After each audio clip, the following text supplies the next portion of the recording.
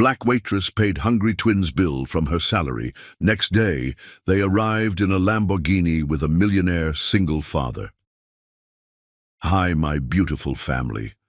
Let me begin with a short but powerful prayer.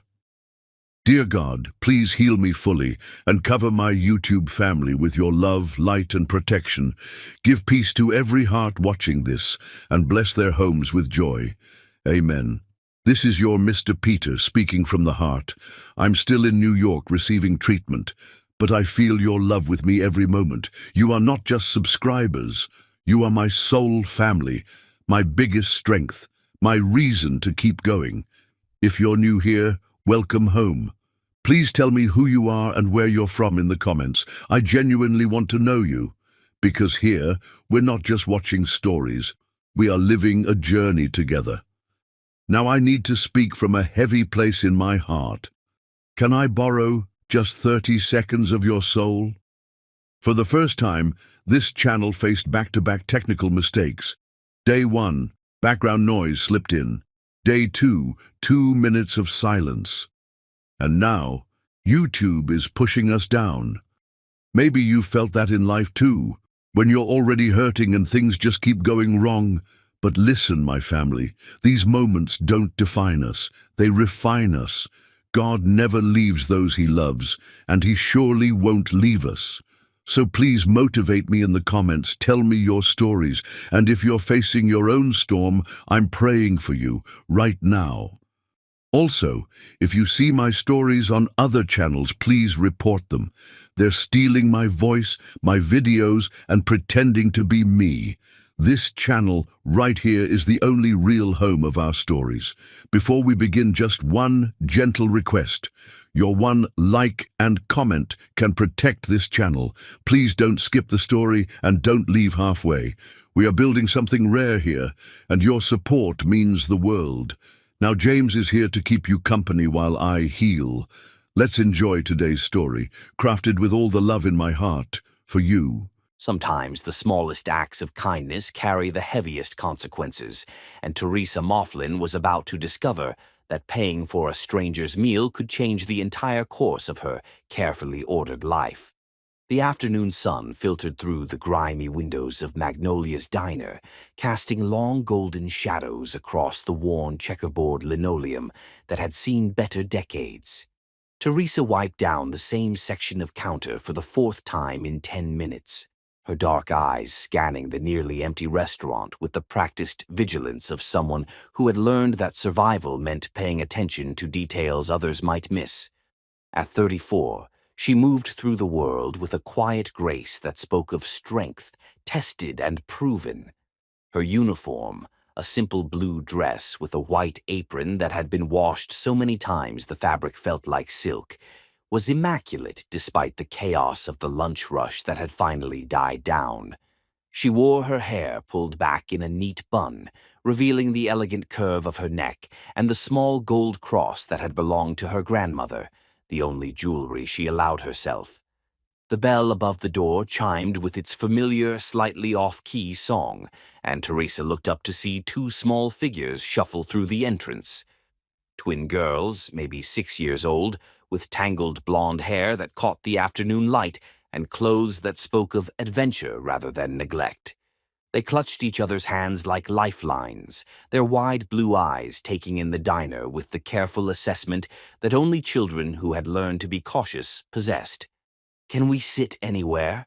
the braver of the two asked, her voice barely above a whisper, but carrying a politeness that tugged at something deep in Teresa's chest. There was something about the way they stood there, uncertain but hopeful, small but trying so hard to be brave, that reminded Teresa of herself at that age, when she and her younger brother would count coins on their kitchen table, hoping they had enough for milk and bread. "Of course, sweethearts," Teresa said, her voice carrying the warm honey tone that made even the surliest truckers soften around the edges. "Right over here by the window. You can watch the old oak tree. Sometimes the squirrels put on quite a show." The twins exchanged a glance that held entire conversations, the way only twins could communicate, and followed Teresa to the red vinyl booth that had been repaired so many times with matching tape that it told its own story of endurance. "I'm Helen," said the first twin, settling into the booth with careful dignity. "And I'm Danny," added her sister, who seemed to vibrate with barely contained energy even while sitting still. Teresa felt her heart do something complicated in her chest. There was something achingly familiar about their careful politeness, the way they sat up straight as if trying to prove they deserved to be there. "Well, Helen and Danny, I'm Miss Teresa. What can I get you beautiful ladies today?" The twins huddled together, whispering in that secret language of childhood, and Teresa caught fragments. "Only have $3. But we're really hungry. Maybe just share." Teresa's trained eye took in the details she'd been unconsciously cataloging. The way Helen's stomach had growled when she'd mentioned food, how Danny kept glancing toward the display case with its pies and sandwiches, the careful way they'd positioned their small change on the table like a precious offering. She'd seen this dance before, had performed it herself more times than she cared to remember. The mathematics of hunger were simple and cruel. Count every penny, stretch every dollar, and sometimes go without, rather than face the shame of admitting you couldn't afford basic dignity. "You know what?" Teresa said, pulling out her order pad with theatrical flourish. "I think today might be a special day. How do you feel about chocolate chip pancakes and maybe some scrambled eggs? Growing girls need their protein." Helen's eyes widened. "How much would that cost?" Teresa pretended to calculate, her pen tapping against her lip in exaggerated concentration. "For two beautiful ladies who brighten up my afternoon, I think we can work something out." What she didn't tell them was that chocolate chip pancakes and scrambled eggs for two would cost $18, 6 times what they had carefully counted onto the table. What she didn't tell them was that $18 represented nearly 2 hours of her wages, money she'd planned to put toward Aunt Eulalia's prescription medicine. But as she watched their faces transform from careful hope to genuine joy, Teresa knew she'd made the right choice. Some mathematics were more important than money. "Really?" Danny bounced slightly in her seat, her careful composure finally cracking to reveal the 6-year-old beneath. "Really," Teresa confirmed, already heading toward the kitchen. "Extra chocolate chips coming right up." As she prepared their meal, Teresa found herself humming softly, something she rarely did during work hours. There was something about Helen and Danny that reminded her why she'd chosen this job in the first place, beyond the necessity of paying bills and caring for Aunt Eulalia. She genuinely liked taking care of people, creating small moments of comfort and joy in a world that often felt short on both. The twins ate with the focused intensity of truly hungry children, but with impeccable manners that spoke of someone, somewhere, who had taught them how to behave in the world. They thanked her for every refill of orange juice, carefully wiped their mouths with their napkins, and stacked their plates when they were finished.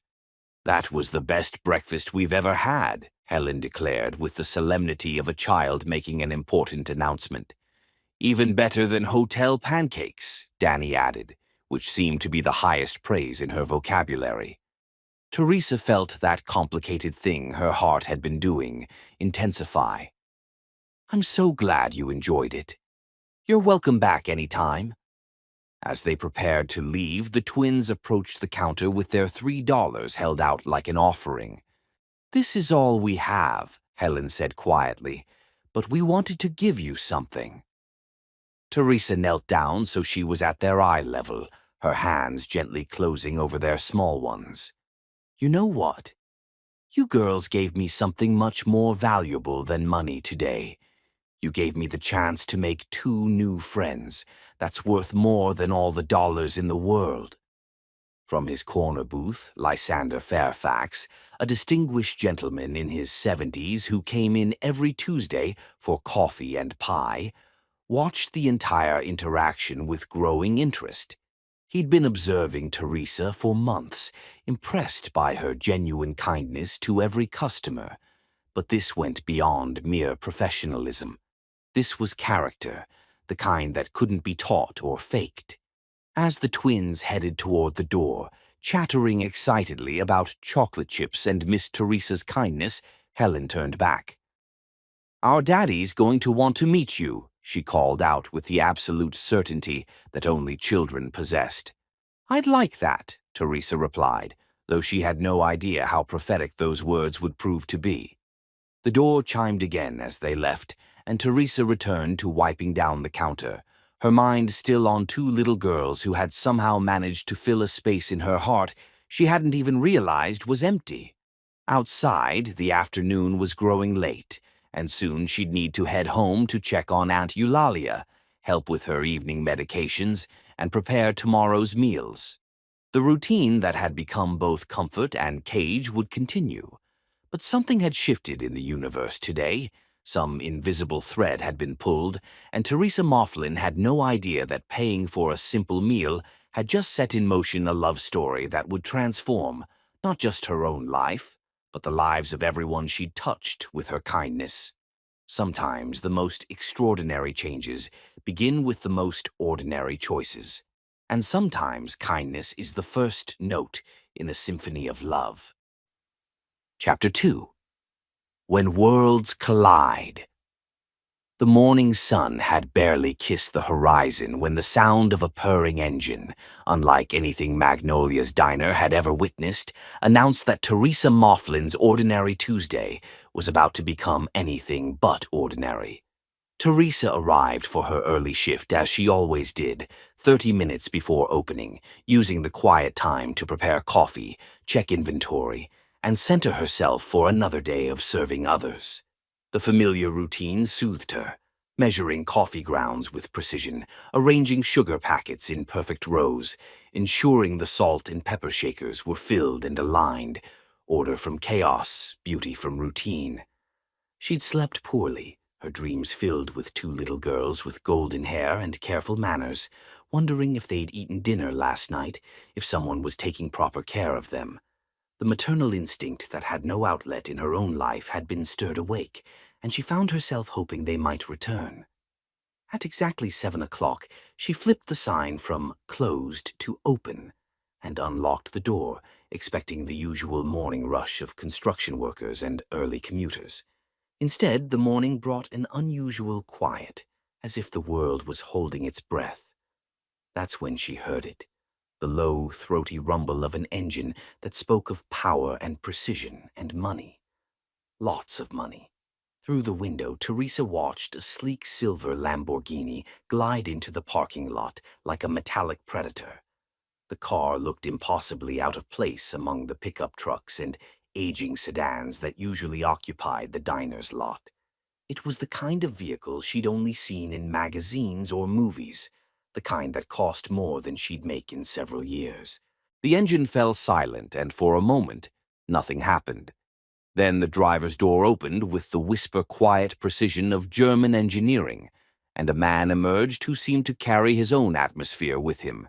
Frank Glenn was tall, easily 6'2", with dark hair that looked expensively casual and shoulders that filled out his charcoal wool coat with the kind of effortless elegance that money couldn't buy, but good genetics could.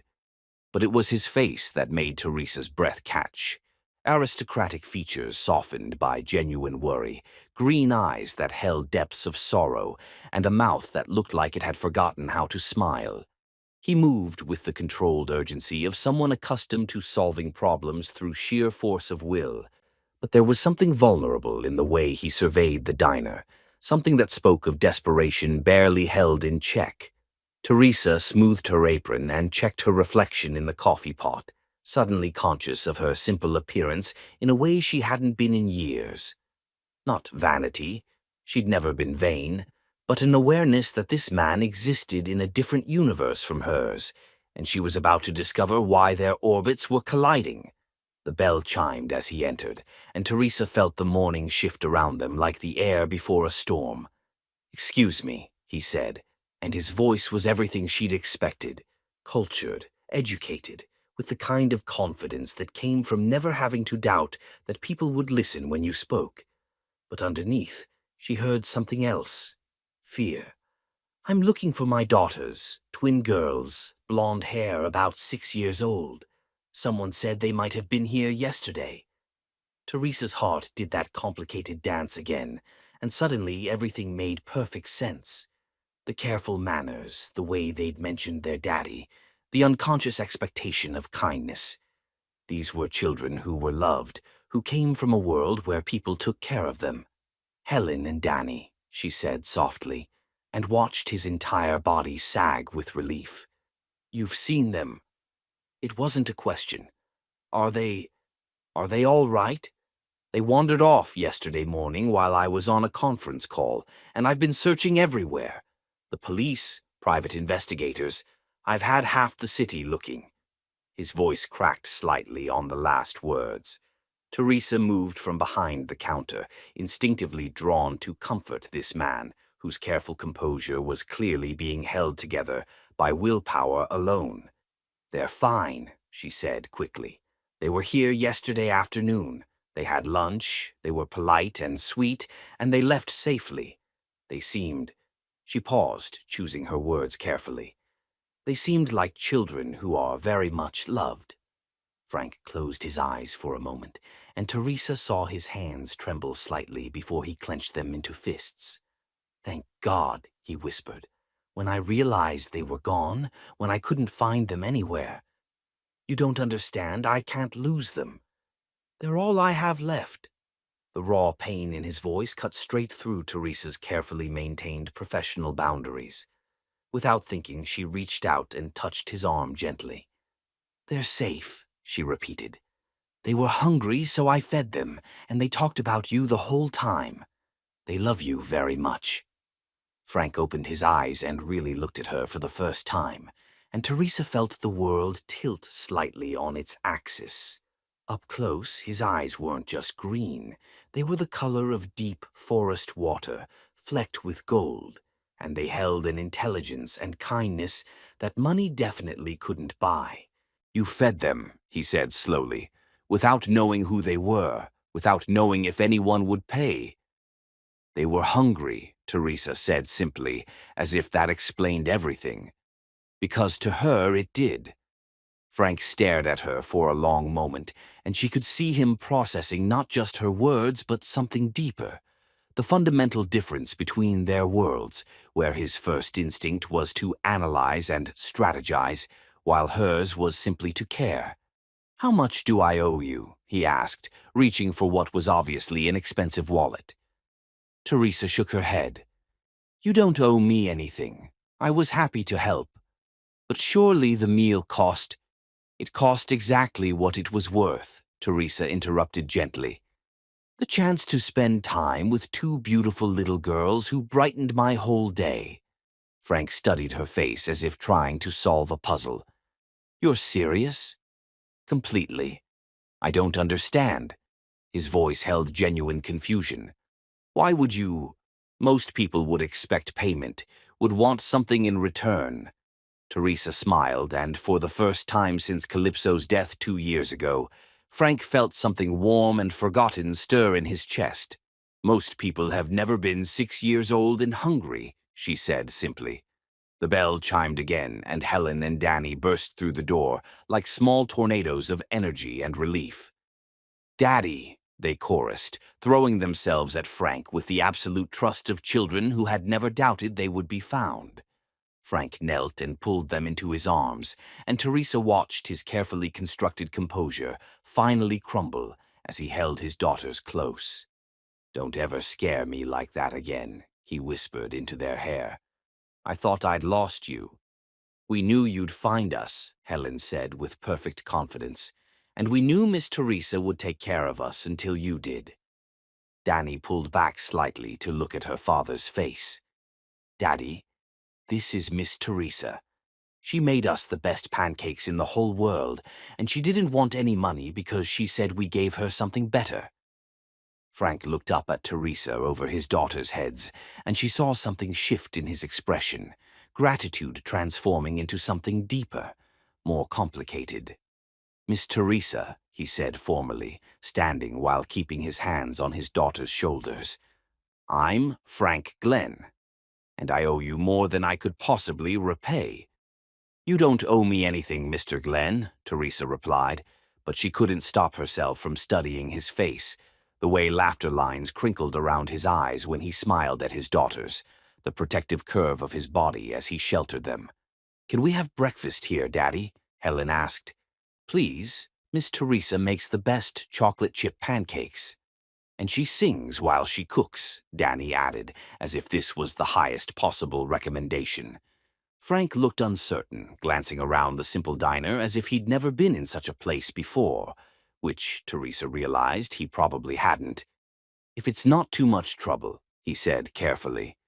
"No trouble at all," Teresa assured him, already reaching for her order pad. "3 chocolate chip pancake specials coming right up." As she took their order and listened to the twins chattering excitedly about their adventure, Teresa found herself stealing glances at Frank Glenn. He was clearly out of his element, but he was trying, listening patiently to his daughter's story, asking gentle questions about where they'd gone and why they'd left. And when Helen mentioned how kind Miss Teresa had been, how she'd made them feel special and safe, Frank's eyes found Teresa's across the diner, and something passed between them that neither was quite ready to name. Two worlds had collided over chocolate chip pancakes and twin girls' laughter, and neither Teresa Mifflin nor Frank Glenn had any idea that their lives would never be the same. Chapter 3. Echoes of Loss. When a man who owns the world decides to return to a small diner for coffee he doesn't need, everyone, including himself, knows it has nothing to do with caffeine and everything to do with the woman who serves it. The next morning brought Frank Glenn back to Magnolia's diner, though he'd spent the previous evening trying to convince himself he was returning out of politeness, a simple desire to properly thank the woman who had cared for his daughters. The Lamborghini purred into the parking lot at exactly 9:30, after the breakfast rush, but before the lunch crowd, a calculated timing that spoke of a man who had analyzed the rhythm of Teresa's workday more carefully than he cared to admit. Teresa looked up from wiping down tables and felt her heart do that complicated skip it had been practicing since yesterday. Frank Glenn filled the doorway like he owned not just the space but the very air around him. Yet there was something different about him today. Less desperate, more uncertain, as if he'd solved one problem only to discover another he didn't quite understand.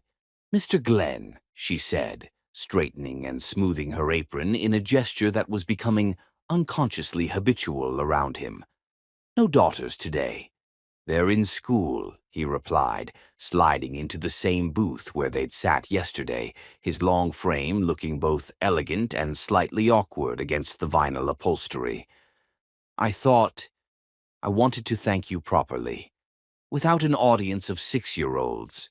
Teresa poured coffee without being asked, noticing how he took it black. No sugar, no cream, just the essential bitter comfort that people like him seem to prefer. Everything stripped down to its purest form. "You already thanked me," she said, settling into the seat across from him in a moment of boldness that surprised them both. The breakfast rush was over, and the lunch crowd wouldn't arrive for another hour. In this quiet space between obligations, conversation felt possible. Not adequately. Frank wrapped his hands around the coffee mug, and Teresa noticed they were beautiful hands, long-fingered, strong, with calluses that suggested he wasn't afraid of actual work, despite his obvious wealth. "What you did for Helen and Danny. Most people would have called the police, or at least demanded payment up front.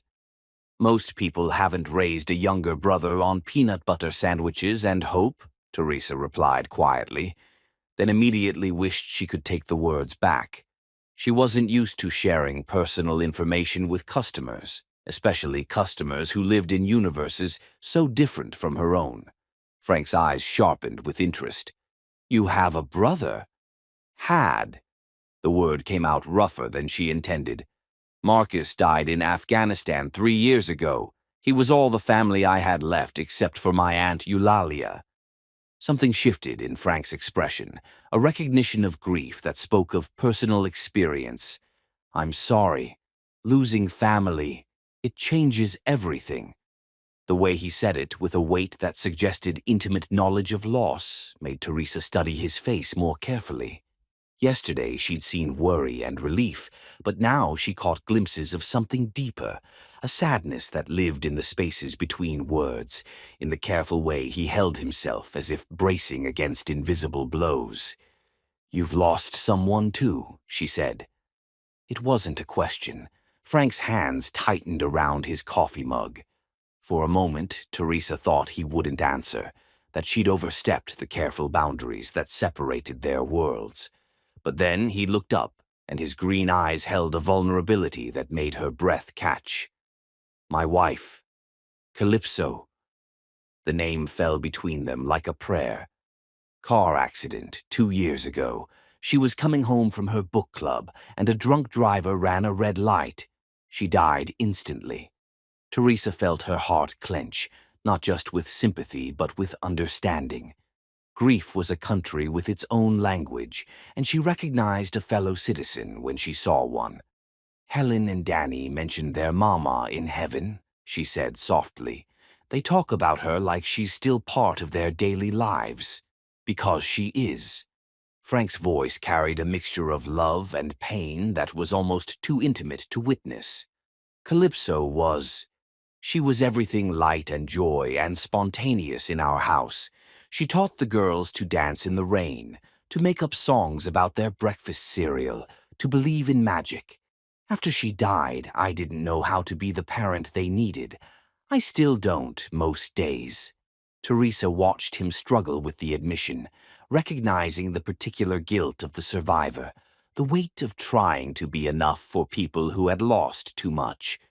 "They seem like happy, well-adjusted children," she offered. "Whatever you're doing, it's working." "Is it?"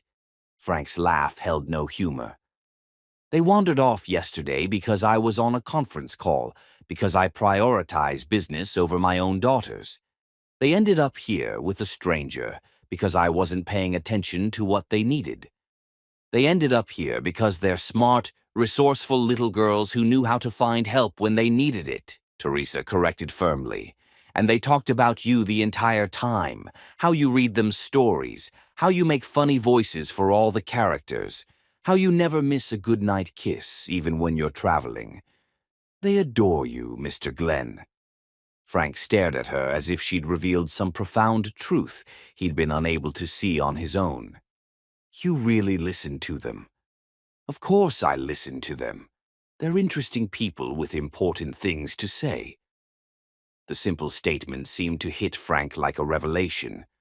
Most adults don't. They talk to children, not with them. Most adults forget what it feels like to be small in a world built for big people, Teresa replied. "But I remember. I remember being 6 and hungry and hoping someone would notice I existed." The bell above the door chimed, and both Teresa and Frank looked up to see an elegant woman in her 60s enter the diner. She was impeccably dressed in a cream-colored suit that probably cost more than Teresa made in a month. Her silver hair styled in a perfect chignon, her pale blue eyes surveying the diner's interior with barely concealed disdain. Frank's entire body went rigid. "Vespera." The woman's gaze found Frank immediately, and her expression shifted from disdain to something approaching horror. "Franklin." Her voice carried the kind of upper-class authority that could freeze champagne at 20 paces. "What on earth are you doing in this establishment?" Teresa felt the temperature in the room drop several degrees as Frank stood, his casual posture transforming into something more guarded, more defensive. "Vespera, what are you doing here?" "Looking for you, obviously." Vespera Ashworth, for Teresa had already guessed this must be Calypso's mother, approached their table with the measured stride of someone accustomed to being obeyed. Your housekeeper said the girls mentioned something about a diner, and when you weren't at your office—" Her gaze flicked to Teresa dismissively before returning to Frank. "Surely you're not actually eating in this place." Teresa felt the insult land, but more than that, she felt the shift in Frank's demeanor. The way he seemed to retreat into himself, becoming someone cooler, more distant. "I was having coffee," Frank said carefully. "Teresa was kind to Helen and Danny yesterday when they got lost." "How charitable." Vespera's tone made charity sound like a communicable disease. "I'm sure this person was adequately compensated for any inconvenience." "I wasn't inconvenienced," Teresa said quietly, standing as well. "She might work in a diner, but she had her dignity." "Your granddaughters are delightful children." Vespera's pale eyes fixed on Teresa with laser precision. "And you are?" "Teresa Mifflin. I'm a waitress here." "I see." Two words that somehow managed to convey entire volumes about class, propriety, and social boundaries. "Well, Miss Mifflin, I'm sure Franklin has expressed his gratitude appropriately. He won't be needing your services any longer." The casual cruelty of the dismissal hit Teresa like a physical blow, but it was the way Frank didn't immediately correct his mother-in-law, the way he seemed to shrink under her disapproval, that truly hurt. "Of course," Teresa said evenly. "It was nice meeting you, Mrs. Ashworth. Mr. Glenn." She turned to leave, but Frank's voice stopped her. "Teresa, wait." She paused but didn't turn around. "Thank you," he said quietly, "for everything." Teresa nodded without looking back and walked toward the kitchen, her spine straight and her dignity intact, even as she felt the weight of Vespera Ashworth's judgment following her. Behind her, she heard the older woman's voice, pitched low but carrying clearly. "Really, Franklin." This is exactly the kind of inappropriate association that Calypso would never have tolerated. Think of the girl's reputation. Think of your own. As the door chimed again with their departure, Teresa stood in the empty diner, her hands shaking slightly as she cleared Frank's untouched coffee cup. Two worlds had indeed collided, but now she understood the force that would keep them forever apart. Chapter 4. Small hands, big hearts children have a way of finding exactly where they belong, regardless of what the adult world thinks is appropriate. And Helen and Danny Glenn had decided they belonged at Table 6 in Magnolia's Diner every Tuesday and Thursday afternoon at 3:15 sharp. Teresa looked up from restocking napkin dispensers to see two familiar blonde heads pressed against the diner's front window, their breath fogging the glass as they peered inside with the focused intensity of small explorers scouting new territory. It had been a week since their encounter with Vespera Ashworth, a week during which Teresa had convinced herself that the brief intersection of her world with Frank Glenn's had been exactly that. Brief and over. The twins pushed through the door with the confidence of returning customers, their school backpacks bouncing against their small frames as they made a beeline for what they'd apparently decided was their table. "Miss Teresa," Helen called out, sliding into the red vinyl booth with practiced ease. "We're back." "And we brought homework," Danny added, as if this was a gift she was bestowing upon the diner. Teresa felt her carefully constructed defenses melt at the sight of their excited faces. Whatever complicated emotions she harbored toward their father, these little girls were innocent of the adult world's prejudices and class barriers. "Well, hello there, ladies," she said, approaching with a genuine smile. "How was school today?" "Mrs. Patterson gave us a spelling test," Helen reported seriously, pulling out a crumpled worksheet. "I got 9 out of 10, but I missed beautiful because I forgot the E." "That's a tricky word," Teresa agreed, settling into the booth across from them. The after-school crowd wouldn't arrive for another hour, and somehow these two had managed to choose the perfect quiet window in her day.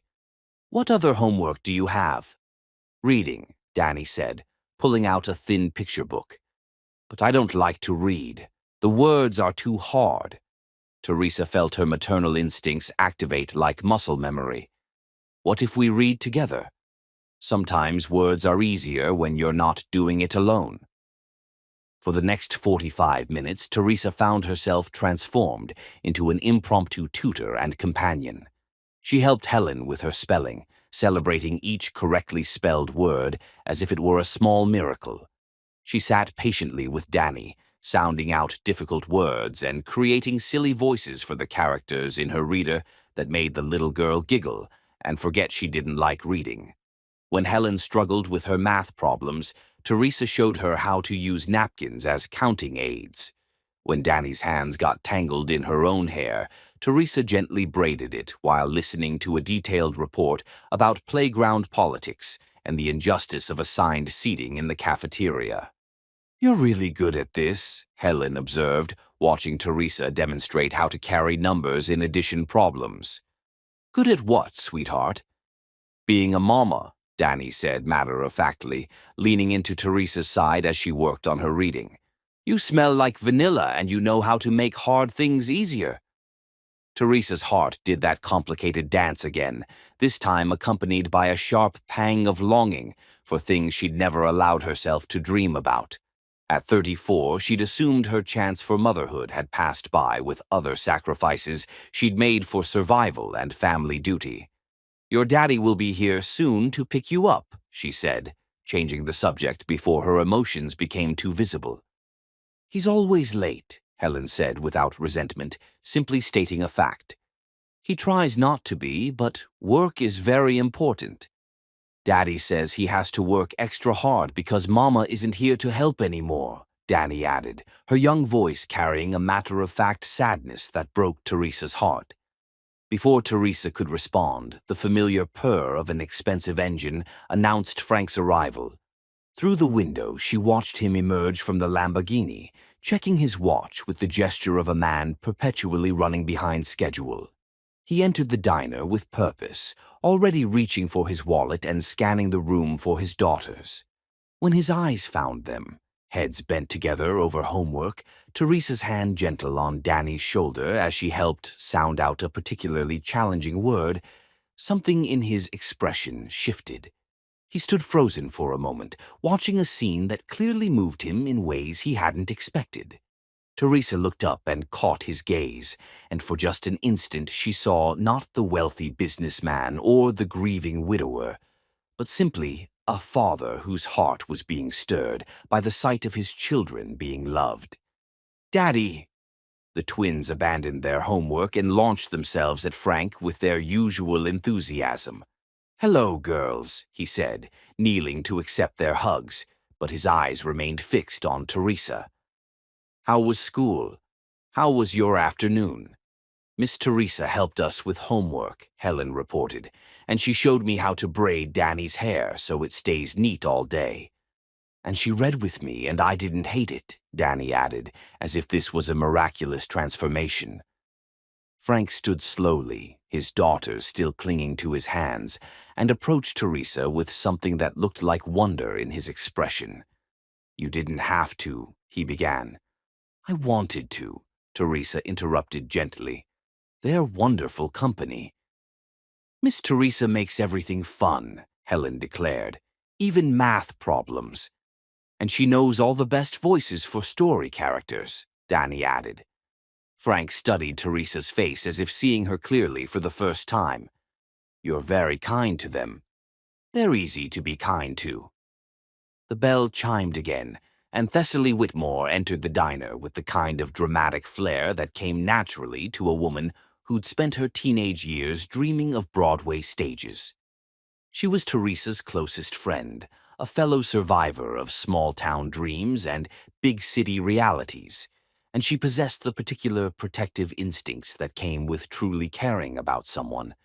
Thessaly's dark eyes took in the scene, Teresa sitting with two blonde children while an obviously wealthy man watched with intense focus, and her expression sharpened with concern. "Teresa," she said, approaching with the casual confidence of someone who belonged. "Everything all right here?" Everything's fine, Thessaly, Teresa replied, standing and straightening her apron. These are Helen and Danny, and their father, Frank Glenn. This is my friend Thessaly Whitmore. Frank extended his hand with automatic politeness. Pleased to meet you.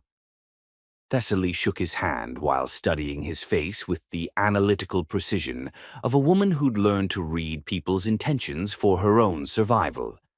Thessaly works at the hospital, Teresa explained. She's in radiology. Important work, Frank said, though Teresa could sense his awareness that he was being evaluated and found potentially wanting. It pays the bills, Thessaly replied coolly. Teresa tells me your daughters have been coming by for homework help. They have, Frank confirmed. Teresa has been incredibly generous with her time. Teresa has a generous heart, Thessaly agreed, but her tone carried a warning that Frank was clearly intelligent enough to hear. Sometimes too generous for her own good. As Frank gathered the twins' backpacks and homework papers, preparing to leave, Teresa felt the weight of Thessaly's protective concern and something else, the growing complexity of emotions she wasn't sure she was ready to examine. Same time Thursday? Helen asked hopefully. Teresa glanced at Frank, uncertain whether the invitation extended beyond the children. If Miss Teresa doesn't mind, Frank said carefully, and if it's not too much trouble. No trouble at all, Teresa assured them, though she caught Thessaly's sharp look of concern. After they left, Thessaly slid into the booth across from Teresa with the determined expression of someone preparing to deliver uncomfortable truths. Honey, she said gently, what exactly do you think you're doing? Helping two little girls with their homework. You're falling in love with a rich white man and his children, and you know exactly how that story ends. Teresa wanted to deny it, wanted to insist that her feelings were purely maternal, purely innocent. But the way her heart had lifted when Frank looked at her, the way her hands had trembled when he'd thanked her, those weren't maternal feelings.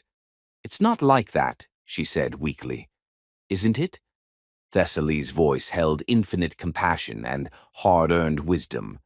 Teresa, you have the biggest heart of anyone I know, but you also live in the real world. Men like that don't end up with women like us. They visit our world when they need something, but they don't stay. As Teresa cleaned up the twins' homework materials and prepared for the evening shift, she tried to push away Thessaly's words.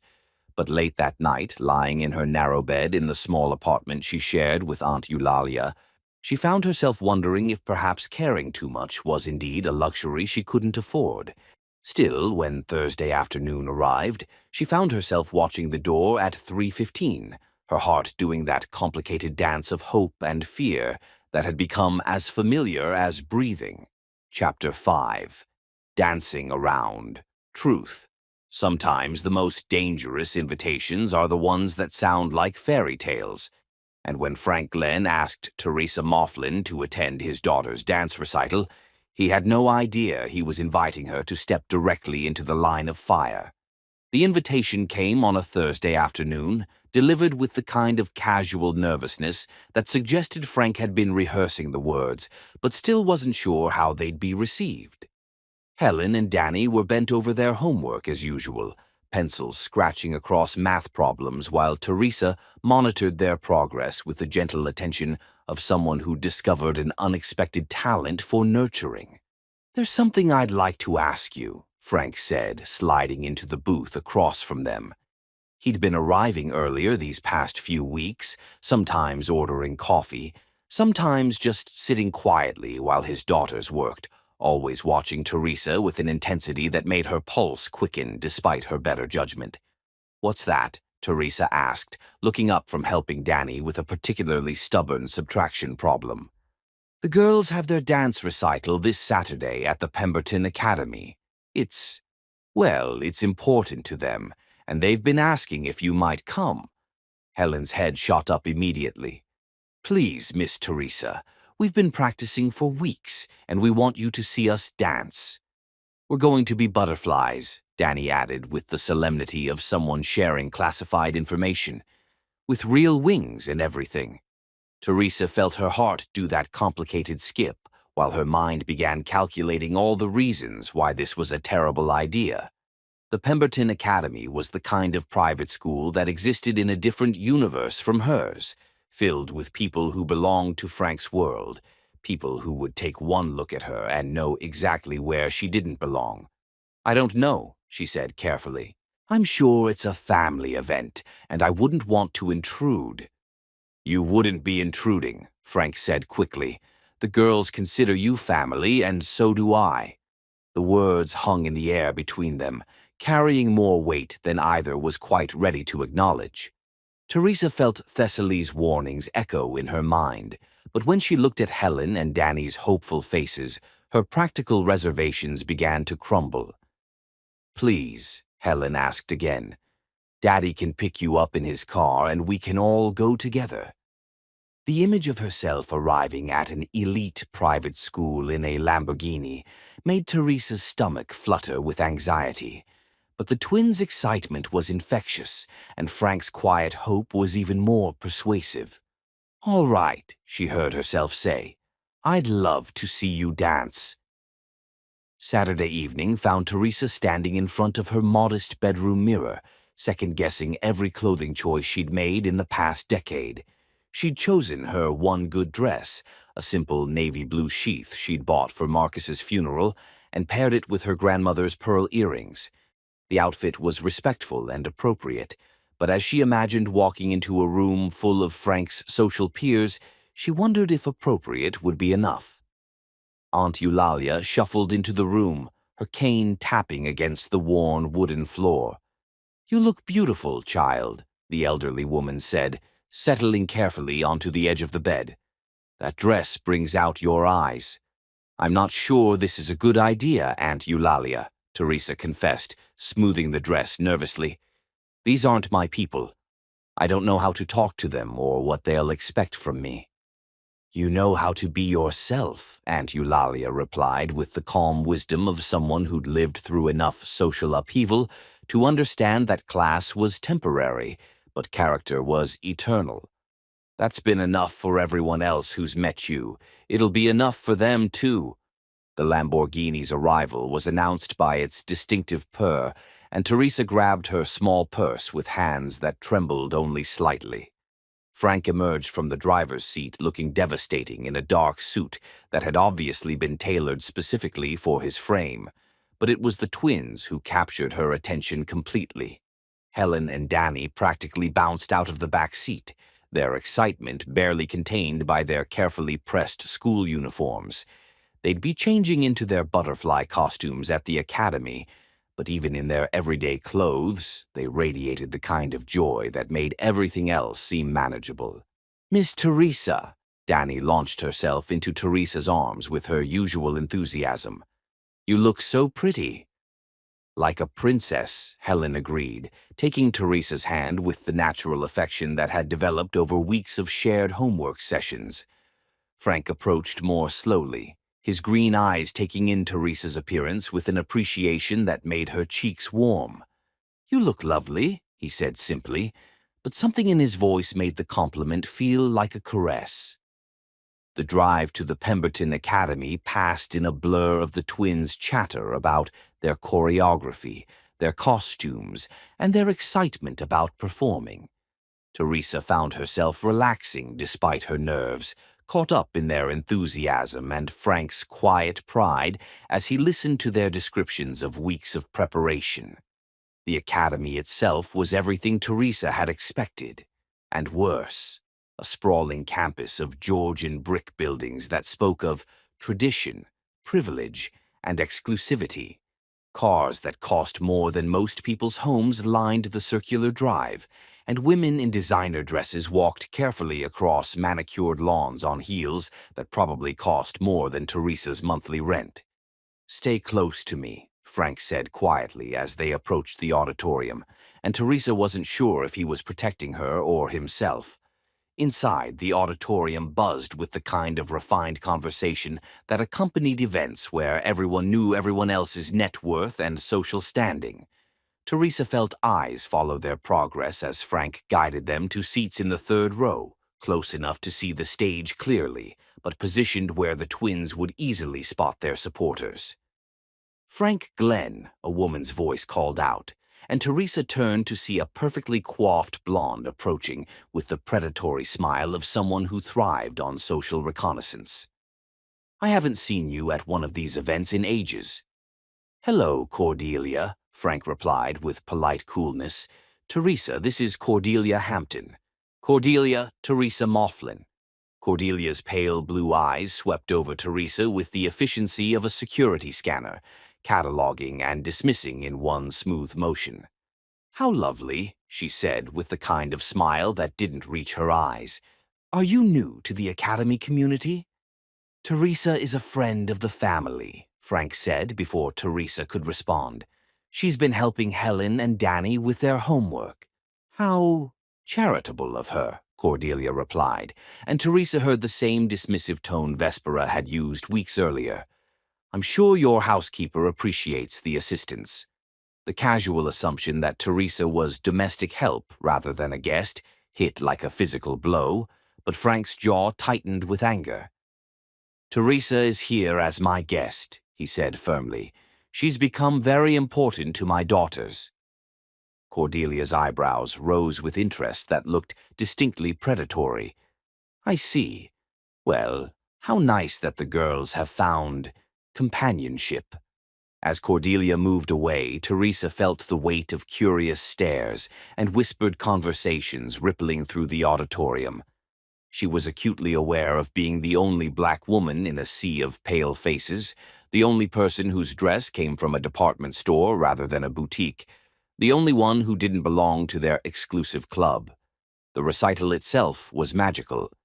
Helen and Danny took the stage with 15 other little girls, all transformed into butterflies with gossamer wings and glittering costumes.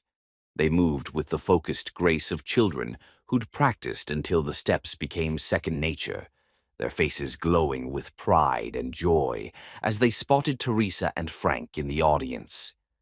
Teresa forgot about her discomfort as she watched them dance, her heart swelling with maternal pride, as if they were her own daughters.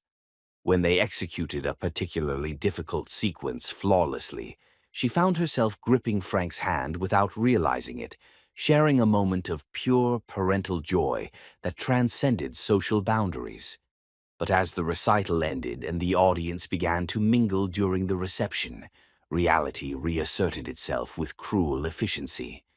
Teresa watched Frank get pulled into conversations about business deals and market trends, saw how naturally he moved through this world of wealth and privilege, how easily he belonged. She was standing near the refreshment table, feeling increasingly isolated, when Vespera Ashworth materialized beside her like an elegantly dressed specter.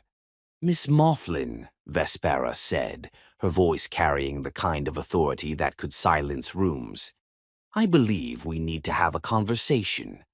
Teresa straightened her spine, calling on reserves of dignity she'd learned to maintain through years of serving people who thought her invisible. "Mrs. Ashworth." "Walk with me," Vespera commanded, and Teresa found herself following the older woman toward a quiet corner of the reception hall. "I'll be direct," Vespera began without preamble. "Whatever game you think you're playing with Franklin and my granddaughters, it needs to stop." "I'm not playing any games," Teresa replied evenly. "I care about Helen and Danny. I'm sure you do. But caring and belonging are two very different things." Vespera reached into her purse and withdrew an envelope. "This contains $5,000. Consider it a generous thank you for whatever services you've provided to my family. Take it and end this inappropriate association before it damages everyone involved." Teresa stared at the envelope as if it were a snake. "You're trying to buy me off." "I'm trying to protect my granddaughters from confusion and heartbreak, and I'm trying to save you from humiliation."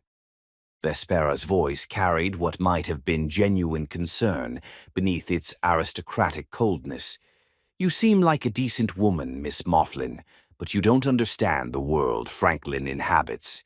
He may think he wants this now, but when reality sets in, when his business associates start talking, when his children's schoolmates start asking questions, he'll come to his senses. And where will that leave you?" The words hit Teresa like physical blows because they echoed her own deepest fears, the warnings Thessaly had been giving her for weeks. "I never asked for anything from him," she said quietly. "Perhaps not. But you've accepted his attention, haven't you? You've allowed yourself to believe that a few weeks of playing house with his children could lead to something permanent." Vespera's smile was almost pitying. "Take the money, Miss Mifflin. Preserve your dignity and spare everyone involved the inevitable unpleasantness." Before Teresa could respond, Helen and Danny appeared at her side, still glowing from their performance and chattering excitedly about the recital. "Miss Teresa, did you see us?" Helen asked, tugging at Teresa's dress. "Did you see how we remembered all the steps?" "You were absolutely perfect," Teresa managed, forcing warmth into her voice despite the ice in her chest. As the twins continued their excited recap, Teresa caught sight of Frank across the room, deep in conversation with several men in expensive suits. He looked completely at home, completely in his element, and for the first time since she'd met him, Teresa allowed herself to really see the gulf that separated their worlds. The drive home was quiet, the twins finally exhausted from excitement and adrenaline. In the rearview mirror, Teresa watched them sleep against each other, their butterfly wings carefully folded beside them, and felt her heart breaking for what she was about to lose. When Frank pulled up outside her apartment building, he turned to face her with an expression of concern. "You've been quiet since the reception. Did something happen?" Teresa looked at this man who had somehow managed to slip past all her defenses. This man whose children had filled empty spaces in her heart she hadn't even known existed. "I had a lovely time," she lied. "Thank you for including me." But as she climbed the stairs to her apartment, Vespera's envelope heavy in her purse, Teresa knew that some fairy tales were too dangerous to believe in, no matter how much her heart wanted them to be true. Chapter 6. The weight of words, sometimes. The cruelest truths are the ones we've been hiding from ourselves, and Teresa Mifflin was about to discover that walls built from good intentions can crumble just as painfully as those constructed from malice. The week following the dance recital passed in a carefully orchestrated dance of avoidance that fooled no one, least of all the two 6-year-old girls who had become unwitting casualties in an adult war of class and conscience.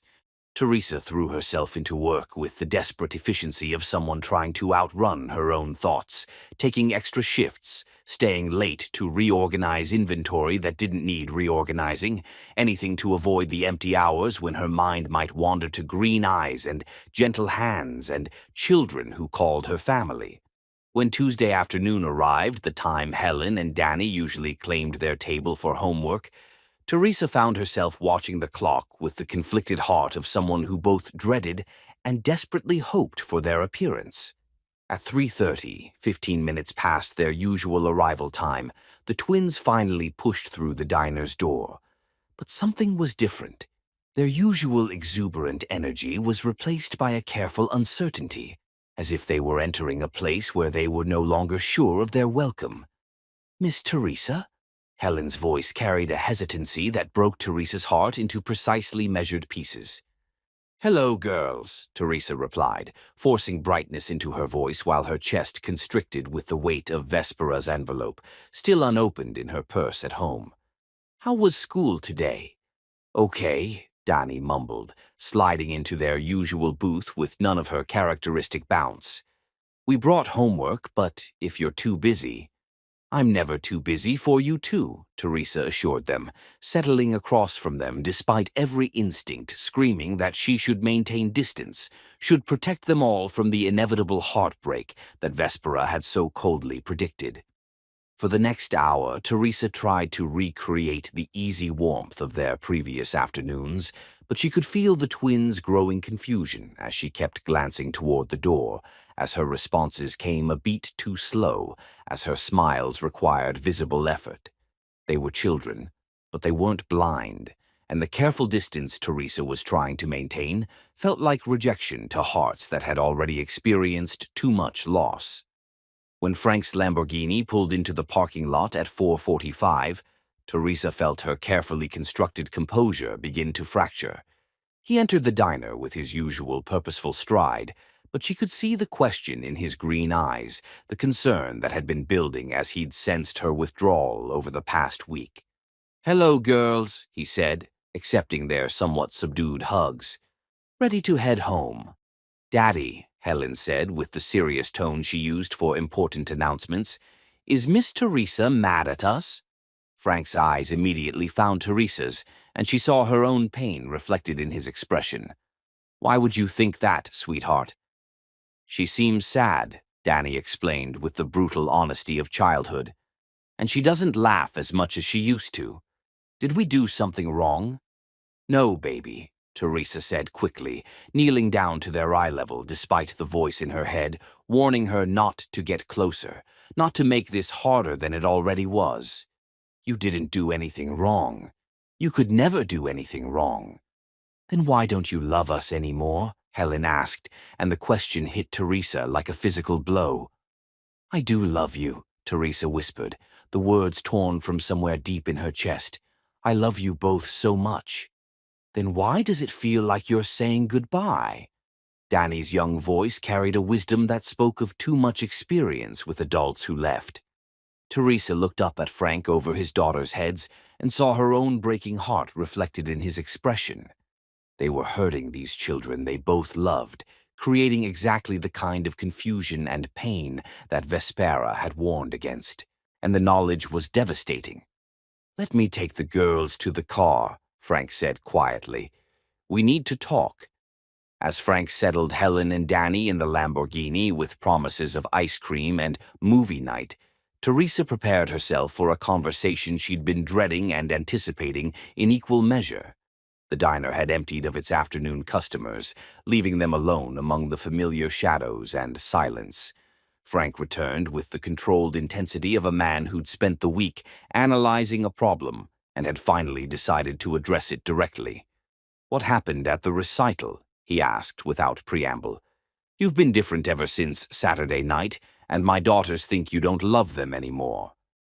"Your daughters are very perceptive," Teresa replied, busying herself with unnecessary cleaning tasks to avoid meeting his eyes. "Teresa, look at me." The quiet command in his voice made her stop pretending to organize sugar packets and face him directly. "What happened?" he asked again, but gentler this time, with the patience of someone prepared to wait for truth, regardless of how uncomfortable it might be. "Nothing happened," she lied. "I just think it's time to acknowledge some realities about our situation." "What realities?"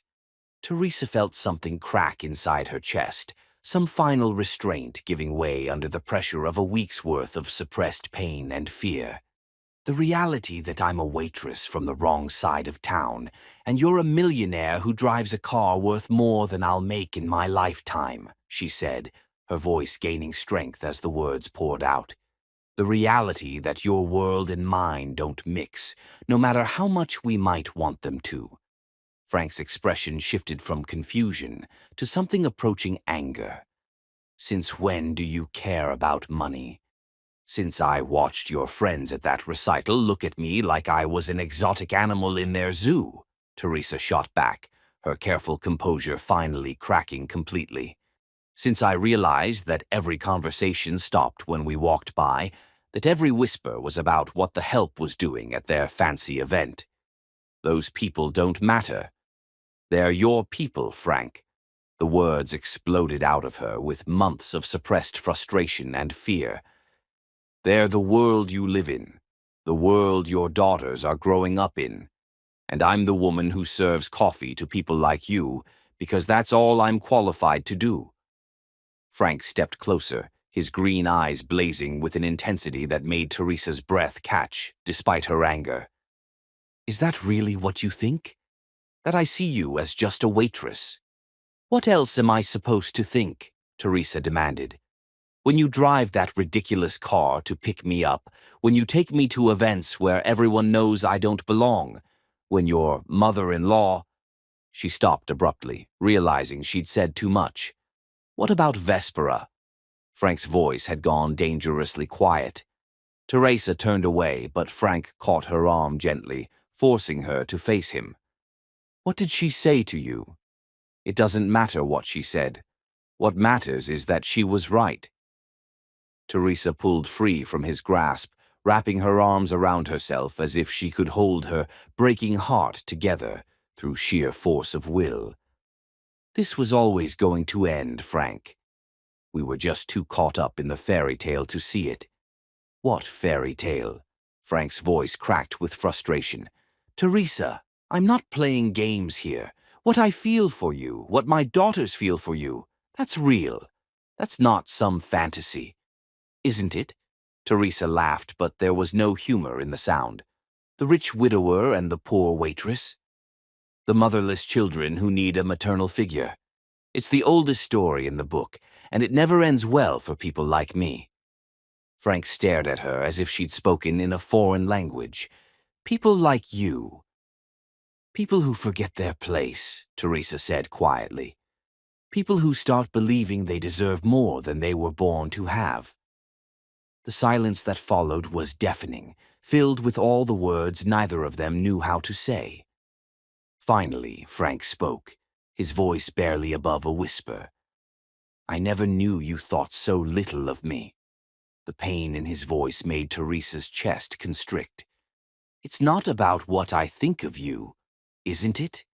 You think I'm the kind of man who would use you, who would let his children get attached to someone I didn't intend to keep in their lives. You think I'm exactly like every other wealthy man who's treated you as disposable. I think you're a good man who's grieving and trying to be a good father," Teresa said, her voice breaking. "But I also think that when the novelty wears off, when reality sets in, you'll realize that what you need is someone who fits into your world, someone who can go to school events and business dinners without embarrassing you or your daughters." Frank's face went very still. "Is that what you think happened at the recital? That you embarrassed me? Didn't I?" Teresa asked.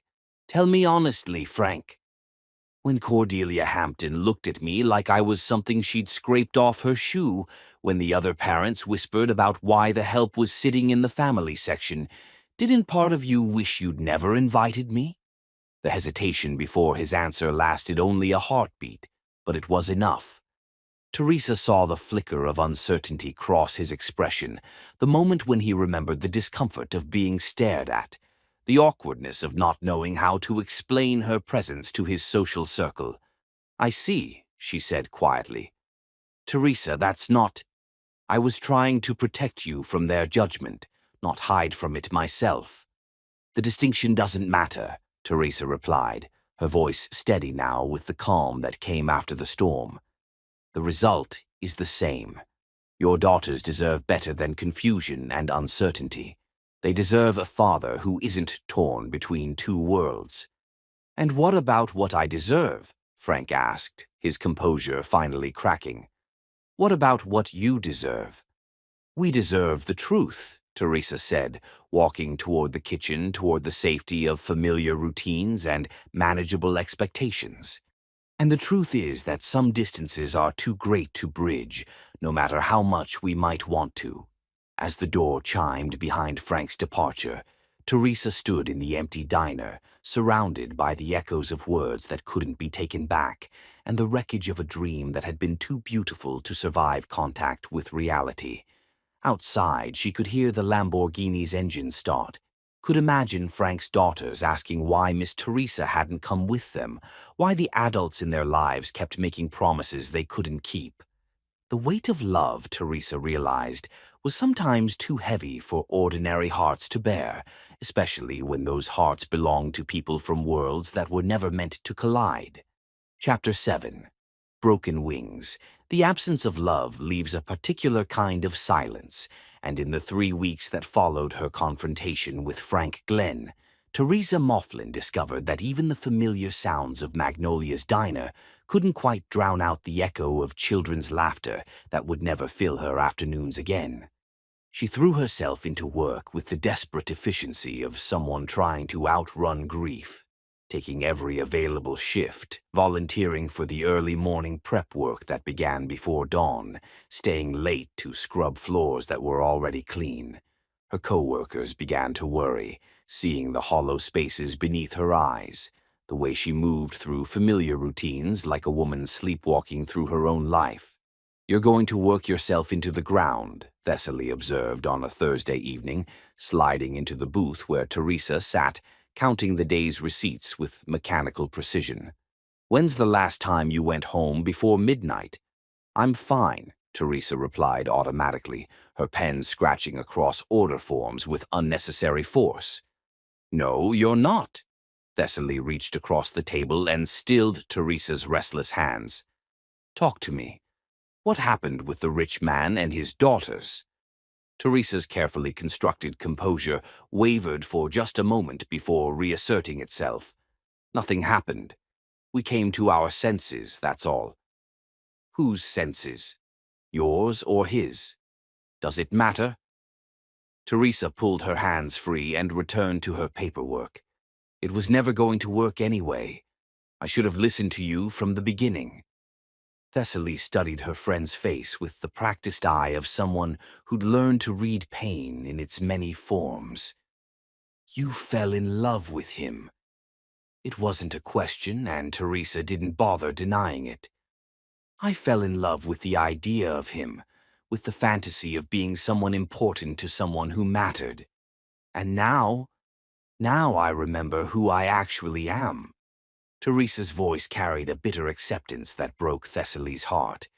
A 34-year-old waitress who lives in a one-bedroom apartment with her elderly aunt and has never been further from home than the next county. That's not exactly fairy tale material. At home, Aunt Eulalia watched her niece's careful performance of normalcy with the sharp awareness of someone who'd lived long enough to recognize heartbreak in all its disguises. Teresa cooked with mechanical precision, cleaned with obsessive thoroughness, and answered questions with the bright cheer of someone afraid that stopping for even a moment might allow the cracks in her facade to show. "Child," Aunt Eulalia said one evening as Teresa scrubbed the kitchen counter for the third time, "you're going to wear that surface down to nothing if you keep at it like that." "It needs to be clean," Teresa replied, her voice carrying the tight control of someone holding herself together through sheer willpower. Hmm. Aunt Eulalia settled into her chair at the small kitchen table, her arthritic hands wrapped around a cup of tea. "And what about your heart? Does that need to be clean too? Scrubbed free of any feeling that might complicate your nice, orderly life?" Teresa's hand stilled on the counter. "I don't know what you mean." "Don't you?" The elderly woman's voice held infinite gentleness. "Teresa, I've watched you build walls around your heart since you were 17 years old and decided that taking care of everyone else was safer than letting anyone take care of you. But these past few months, something changed. You started humming again. You started smiling real smiles instead of the ones you put on for customers. You started looking like a woman who remembered what hope felt like." "That was my mistake," Teresa said quietly, finally abandoning her cleaning to sink into the chair across from her aunt. "Was it? Or was your mistake deciding that other people's opinions mattered more than your own happiness?" Before Teresa could answer, there was a soft knock at their apartment door. Teresa frowned, glancing at the clock. It was nearly 9 o'clock, too late for casual visitors and too early for emergencies. She opened the door to find a small envelope on the floor outside, her name written across it in Helen's careful, second-grade handwriting. Teresa's heart clenched as she recognized the purple crayon and the backwards E in Teresa that they'd been working on correcting during their homework sessions. Inside the envelope was a single sheet of construction paper, covered in Helen's neat printing, and Danny's more exuberant scrawl. Dear Miss Teresa, we miss you very much. Daddy says you are busy, but we think you are sad. We are sad too. We wrote you a letter to tell you we still love you, even if you can't come to homework time anymore. Daddy cries at night when he thinks we are sleeping. He looks at his phone like he wants to call someone, but then he puts it away. We think he wants to call you. We told Mrs. Patterson at school about you, and she said you sound like a very special person. She said sometimes grown-ups get scared of good things because they are afraid of getting hurt. Are you scared, Miss Teresa? We are scared too, but we still love you. Please don't forget us. Love, Helen and Danny. P.S. We saved you some of our Halloween candy. Daddy says you like chocolate. Teresa sank onto the couch, the letter trembling in her hands as tears she'd been holding back for 3 weeks finally broke free. Aunt Eulalia moved slowly from the kitchen, settling beside her niece and reading over her shoulder. Lord have mercy, the elderly woman whispered. Those babies are breaking their hearts, missing you. I know, Teresa sobbed, but I can't. I can't put them through the confusion of thinking this could work when it can't. I can't let them get more attached when I'm just going to disappoint them. Child, look at me. Aunt Eulalia's weathered hands cupped Teresa's face, forcing her to meet eyes that held decades of hard-won wisdom. You think you're protecting those little girls, but what you're really doing is teaching them that love isn't worth fighting for. You're showing them that when things get difficult, the people they care about just disappear. It's more complicated than that, is it? Or are you just too scared to believe that a good man might love you exactly as you are? The next afternoon brought an unexpected visitor to Magnolia's diner. Lysander Fairfax entered with his usual dignified bearing, but Teresa noticed he moved more slowly than usual, his expensive cane bearing more of his weight as he made his way to the counter. Mr. Fairfax, Teresa greeted him with genuine warmth. In the week since Frank had stopped coming, Lysander had been one of the few bright spots in her routine, always polite, always kind, always treating her with the respect that seemed to come naturally to truly cultured people. Miss Mifflin. He settled onto a stool at the counter with careful precision. The usual, if you please. As Teresa poured his coffee and cut a slice of apple pie, she noticed him watching her with the focused attention of someone making important observations. You look tired, my dear, he said gently. I've been working extra shifts, Teresa replied, though she knew the dark circles under her eyes spoke of sleepless nights rather than mere physical exhaustion. Lysander sipped his coffee thoughtfully. Tell me, have you ever heard the story of my wife, Margaret? Teresa paused in her wiping of the counter. In all the months Lysander had been coming to the diner, he'd never mentioned having been married. I met her in 1952, he continued, his voice taking on the warm cadence of someone sharing a treasured memory. I was 25, just starting my career in business consulting. She was a secretary at a law firm, beautiful and brilliant and completely out of my league. Or so I thought. Teresa found herself drawn into the story despite her emotional exhaustion. We fell in love over the course of 6 months, Lysander said. Coffee dates that turned into dinner dates that turned into long walks where we talked about everything and nothing. She was the daughter of a factory worker, had never been to college, lived in a tiny apartment with 2 roommates. I was the son of old money, Harvard-educated, expected to marry within my social circle. What happened? Teresa asked softly. Lysander's eyes grew distant. I listened to the wrong people.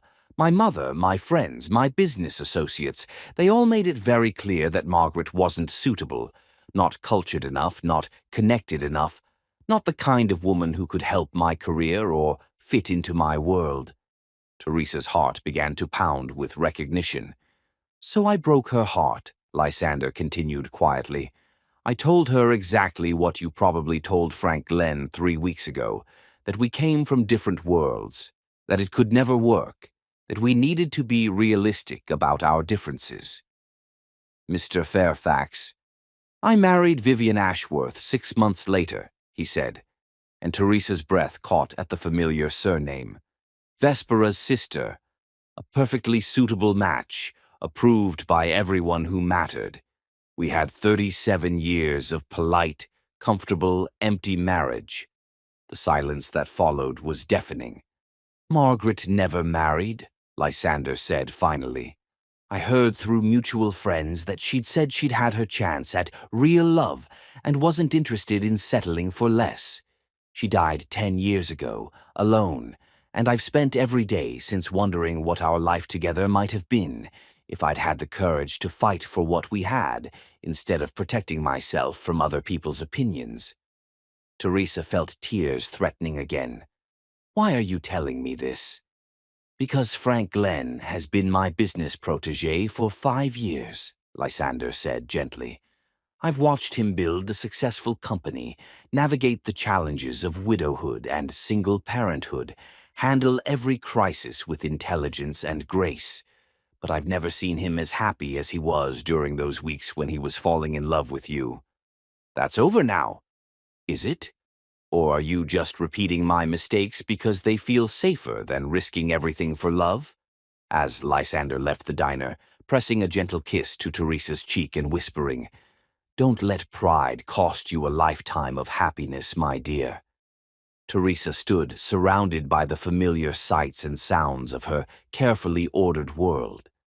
But for the first time in 3 weeks, she found herself wondering if safe was the same thing as right, and whether the distance between two hearts might be less insurmountable than the distance between two worlds. Outside, autumn was beginning to paint the leaves in brilliant shades of change, and somewhere across town, a man sat in an empty mansion, staring at a phone he couldn't quite bring himself to use, while his daughters dreamed of a woman who had taught them that love could taste like chocolate chip pancakes and feel like coming home. Chapter 8. The Storm. Before. Sometimes life strips away all our careful pretenses in a single moment, and when Aunt Eulalia collapsed in the kitchen on a gray November morning, Teresa discovered that some crises are too large for pride to survive intact. The call came at 6:47 a.m., just as Teresa was preparing to leave for her early shift at the diner. She'd been running through her mental checklist, coffee made, lunch packed, Aunt Eulalia's morning medications arranged in their daily dispenser, when she heard the sound that would replay in her nightmares for weeks to come. A soft thud followed by absolute silence. Teresa found her aunt crumpled beside the kitchen table, her slight frame folded like a discarded doll, her weathered face ashen but her eyes still alert and aware. Aunt Eulalia! Teresa dropped to her knees, her hands trembling as she checked for injuries, for blood, for any obvious sign of what had happened. Can't move my left side, Aunt Eulalia whispered, her words slightly slurred but understandable. Called your name, but... I'm here, Teresa said, already reaching for her phone with shaking fingers. I'm here, and I'm calling for help.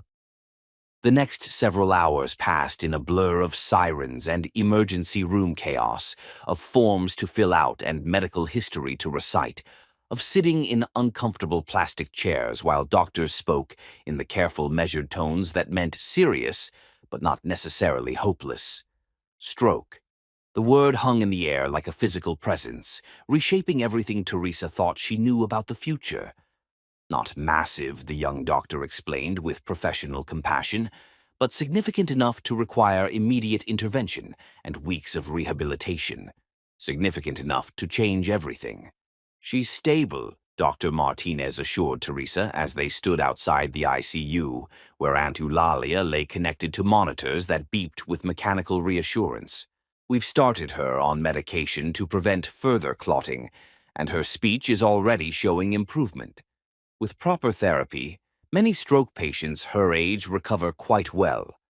What does quite well mean? Teresa asked, her voice hoarse from hours of fear and exhaustion. It's too early to know for certain, but she should regain most of her mobility and cognitive function. However, she'll need extensive care during the recovery period. Physical therapy, occupational therapy, assistance with daily living activities. Do you have family support? Other relatives who can help? Teresa thought of her empty apartment, her demanding work schedule, her carefully balanced budget that was about to be completely destroyed by medical bills and the need for professional care. "It's just us," she said quietly. By the third day, as Aunt Eulalia remained in the ICU and Teresa camped out in the hospital waiting room on coffee and vending machine sandwiches, the financial reality of their situation began to crystallize with terrifying clarity. The insurance would cover the acute care, but the rehabilitation, the physical therapy, the home health aid that Aunt Eulalia would need during her recovery, all of that would cost thousands of dollars that Teresa simply didn't have. She'd taken emergency leave from the diner, which meant no income just when she needed it most. Her savings account, carefully maintained for exactly these kinds of emergencies, would be depleted within a month. She found herself staring at the unopened envelope from Vespera Ashworth, still hidden in her purse, and for the first time seriously considering whether swallowing her pride might be a small price to pay for her aunt's care. Teresa. She looked up from the stack of hospital forms she'd been reviewing to see Thessaly approaching with the careful expression of someone bearing potentially unwelcome news. "How did you find me?" Teresa asked, accepting the cup of real coffee her friend offered, with gratitude that bordered on tears. "I called the diner when you didn't show up for your shift. They told me about the family emergency." Thessaly settled into the uncomfortable chair beside Teresa with the ease of someone who spent her working life in hospitals. "How is she?" "Alive, improving, broke." Teresa's laugh held no humor. "The doctors say she'll recover, but the cost, I don't know how I'm going to manage it." Thessaly studied her friend's face, taking in the dark circles, the hollow cheeks, the particular exhaustion that came from fear rather than mere sleeplessness. "You called him," Thessaly said. It wasn't a question. "Called who?" "Don't play games with me, Teresa." "You called Frank Glenn." Teresa's silence was answer enough. "I didn't call him," she said finally. "But I wanted to. When they first brought her in, when I was filling out all those forms and realized I was completely alone. For just a moment, I wanted to call him so badly I could barely breathe." "Why didn't you?" "Because I have no right to. Because I chose this path when I pushed him away. Because some problems can't be solved by rich men with good intentions." What Teresa didn't know was that Thessaly had made her own phone call, driven by the fierce protectiveness of someone who'd watched her friend sacrifice too much for too long. She'd found Frank Glenn's office number through directory assistance and had spoken to his assistant with the professional authority of a hospital employee. "This is Thessaly Whitmore from Mercy General Hospital," she'd said, stretching the truth just enough to get past the corporate gatekeepers. "I need to speak with Mr. Glenn regarding Teresa Mifflin. It's a family emergency." So when Frank Glenn walked into the ICU waiting room at 7 o'clock that evening, carrying flowers and wearing an expression of barely controlled concern, Teresa looked up from her vigil with shock that quickly transformed into something dangerously close to relief. "Teresa." He approached cautiously, as if she might flee at any moment. "I heard about your aunt. How is she?" "What are you doing here?" Teresa asked, rising from her chair with the unsteady movements of someone who'd been sitting too long in one position. "Your friend called my office. She said you needed—" He paused, obviously choosing his words carefully. "She said there had been an emergency." Teresa felt a surge of anger and gratitude in equal measure. "I didn't ask her to call you." "I know, but I'm glad she did." Frank set the flowers on a nearby table and moved closer, his green eyes searching her face with an intensity that made her pulse quicken despite everything. "You look exhausted. When's the last time you ate something?" The simple concern in his voice nearly undid her completely. For 3 weeks, she'd been the strong one, the one making decisions and handling crises, the one everyone else depended on. Having someone ask about her well-being felt like a luxury she'd forgotten existed. "I'm fine," she said automatically. "No, you're not." Frank's voice held the gentle firmness of someone who recognized deflection when he heard it. "Come on, we're going to get you some real food and you're going to tell me what's happening." 20 minutes later, they sat in the hospital cafeteria across from each other, surrounded by the familiar sounds of institutional life. Teresa picked at a sandwich she didn't want while Frank waited with the patient attention of someone prepared to hear whatever she needed to say. "It was a stroke," she said finally. "Not massive, but significant. She'll recover, they think, but she'll need months of rehabilitation, therapy, specialized care. The insurance will cover some of it, but not enough. Not nearly enough." Frank listened without interruption as Teresa explained the medical details, the financial projections, the impossible mathematics of caring for someone on a waitress's salary. "I've been thinking about getting a second job," she continued, her voice steady despite the chaos in her chest. "Maybe overnight cleaning at one of the office buildings downtown. If I work 16-hour days, I might be able to cover the basics." "Teresa, stop." Frank reached across the table and covered her hands with his own. "Just stop." "Stop what?" "Stop trying to carry this alone. Stop pretending that asking for help is some kind of moral failure." Teresa looked down at their joined hands, at the contrast between his manicured fingers and her work-roughened skin, and felt something inside her begin to crack. "I can't ask you for money, Frank. Not after everything that's happened between us." "What if you didn't have to ask?" Before Teresa could respond, a commotion in the hospital corridor caught their attention.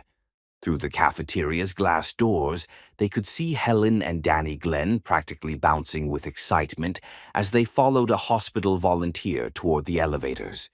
"You brought them," Teresa whispered, her heart doing that familiar dance of joy and pain. "They insisted. When I told them you were here because your aunt was sick, they made me promise to bring them to visit. They've been worried about you." As if summoned by her thoughts, the twins appeared in the cafeteria doorway, their faces lighting up when they spotted Teresa across the room. "Miss Teresa," Helen called out, abandoning all pretense of hospital decorum as she ran across the space between them. Teresa found herself enveloped in small arms and enthusiastic hugs, breathing in the familiar scent of strawberry shampoo and childhood innocence. "We missed you so much," Danny declared, climbing into Teresa's lap as if the past 3 weeks of separation had never happened. "Daddy said your aunt is sick. We brought her flowers." "And we drew her pictures," Helen added, producing a manila folder full of crayon masterpieces. "To make her feel better." As Teresa looked through their artwork, careful drawings of butterflies and rainbows and stick figures labeled Miss Teresa and Aunt Eulalia, she felt the walls she'd built around her heart begin to crumble completely. "Would you like to meet her?" she asked, surprising herself with the offer. An hour later, Aunt Eulalia was propped up in her hospital bed, her left side still weak, but her eyes bright with interest as Helen and Danny regaled her with stories about school and dance class and the injustices of bedtimes. Frank stood beside Teresa at the foot of the bed, both of them watching the easy interaction between the elderly woman and the children. "She's lovely," Frank said quietly. "I can see where you get your strength." "And your kindness," Aunt Eulalia added, her speech slightly slurred but her meaning clear. She looked directly at Frank with the shrewd assessment of someone who'd lived long enough to recognize character when she saw it. "You must be the young man who's been making my niece so happy and so miserable." "Aunt Eulalia," Teresa protested, but the elderly woman waved her objection away with her good hand. "I'm too old and too sick for politeness," Aunt Eulalia declared. "Mr. Glenn, are you here because you care about Teresa or because you feel sorry for her?" Frank met her direct gaze without flinching. "I'm here because I love her, Mrs. Mifflin, and because I should have fought harder for that love instead of letting other people's opinions matter more than what we meant to each other." "Good answer," Aunt Eulalia said with satisfaction. "Teresa, this man is saying he loves you. You might want to pay attention." As the twins continued their animated conversation with Aunt Eulalia, Teresa felt Frank's hand slip into hers, warm and strong, and offering exactly the kind of support she'd been too proud to accept. For the first time in weeks, she didn't pull away. Outside the hospital windows, the first snow of winter was beginning to fall, covering the world in the kind of pristine white that made everything look possible again. And in a room filled with machines that beeped with mechanical hope, two people who'd been too afraid to trust in love found themselves wondering if perhaps some storms were meant to wash away everything that didn't really matter, leaving behind only what was strong enough to survive. Chapter 9. Almost Home. The path back to love is never as simple as the path away from it, and Teresa Mifflin was about to discover that some victories taste like defeat, and some sacrifices feel like betrayal, even when they spring from the purest intentions.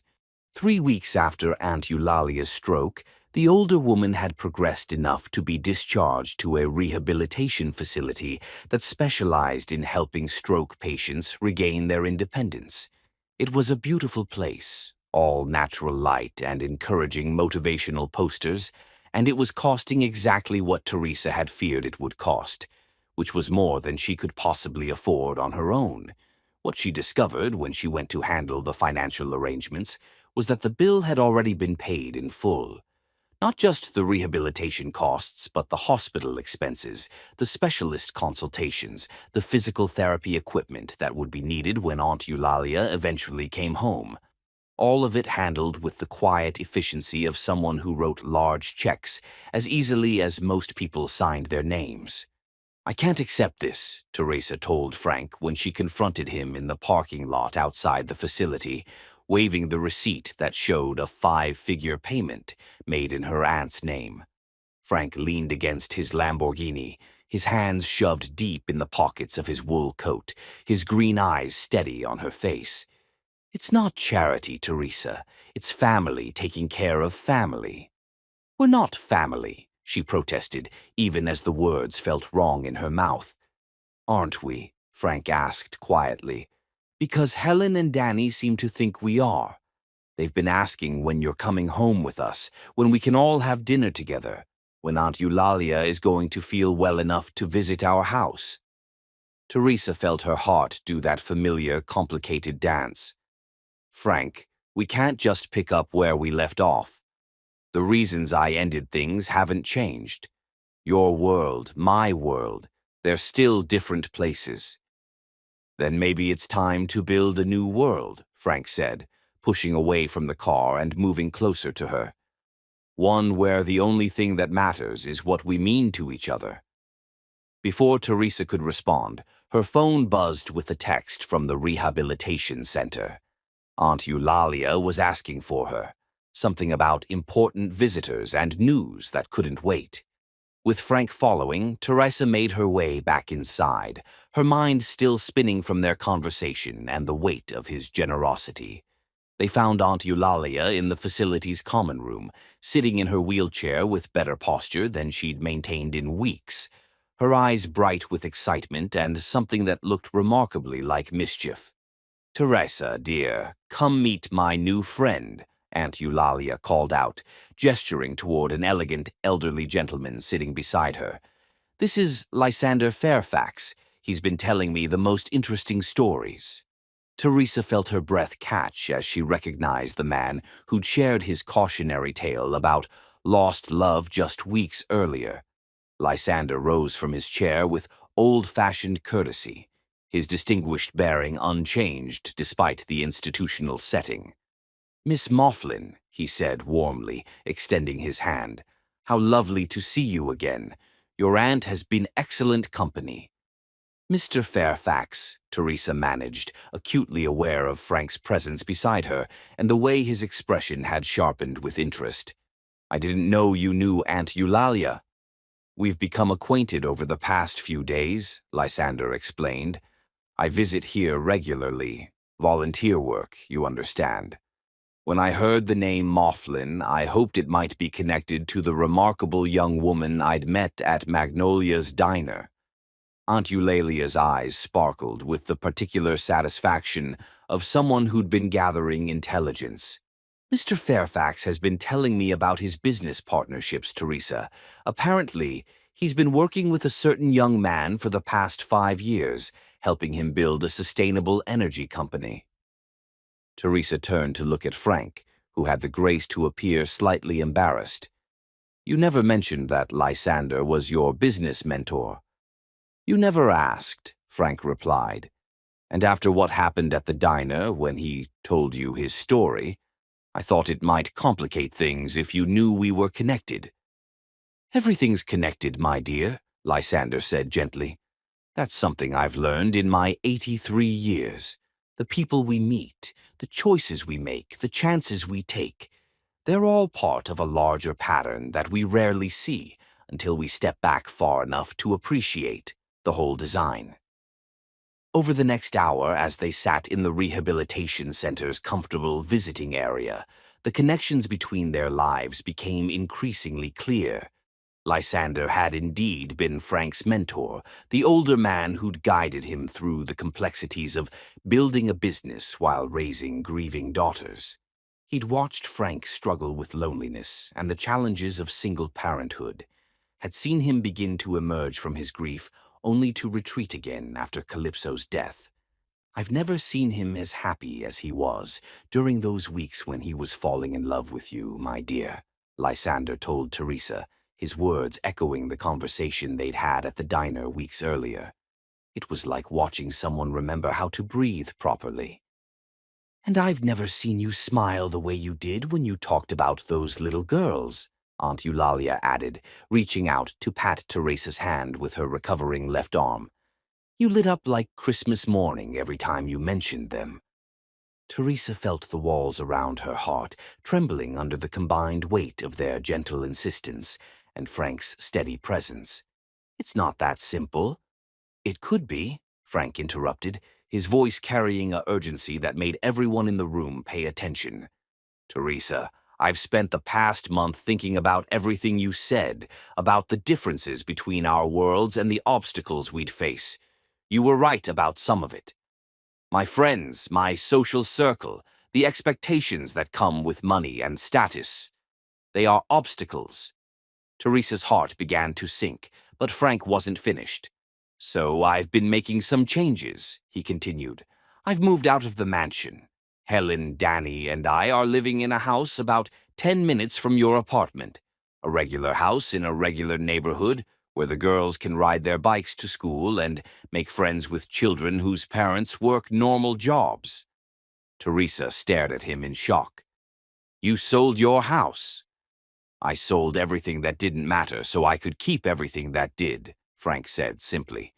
"The company's doing well enough that I can work from home most days, be more present for the girls, build the kind of life where what matters is family dinner and homework help and bedtime stories, not board meetings and social obligations.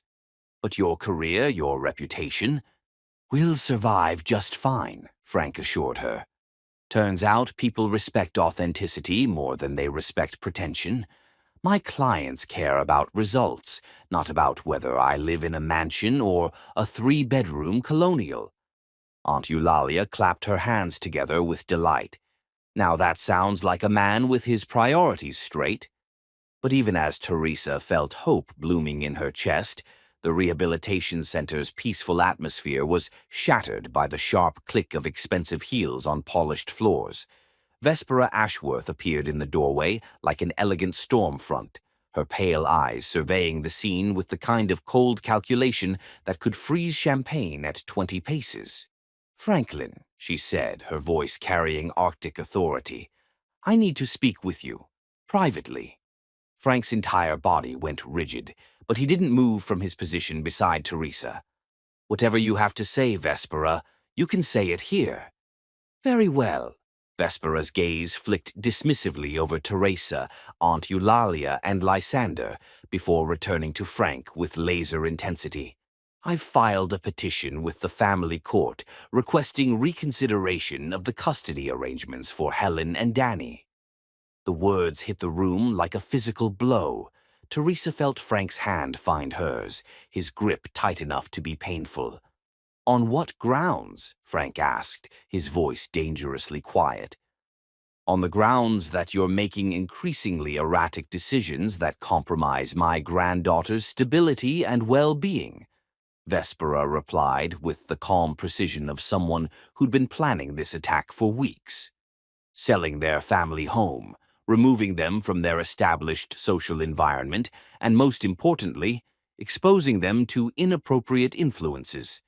Her gaze landed on Teresa with unmistakable meaning. "Those girls have already lost their mother," Vespera continued. "They don't need the additional trauma of watching their father make poor choices that will inevitably lead to further abandonment and disappointment." Lysander rose from his chair with the dignity of old-world authority. "Vespera." The single word carried enough weight to make her pause, though her expression remained coldly determined. "Hello, Lysander. I should have known you'd be involved in this somehow." "I'm involved because I care about what's best for those children," Lysander replied. "As you should be.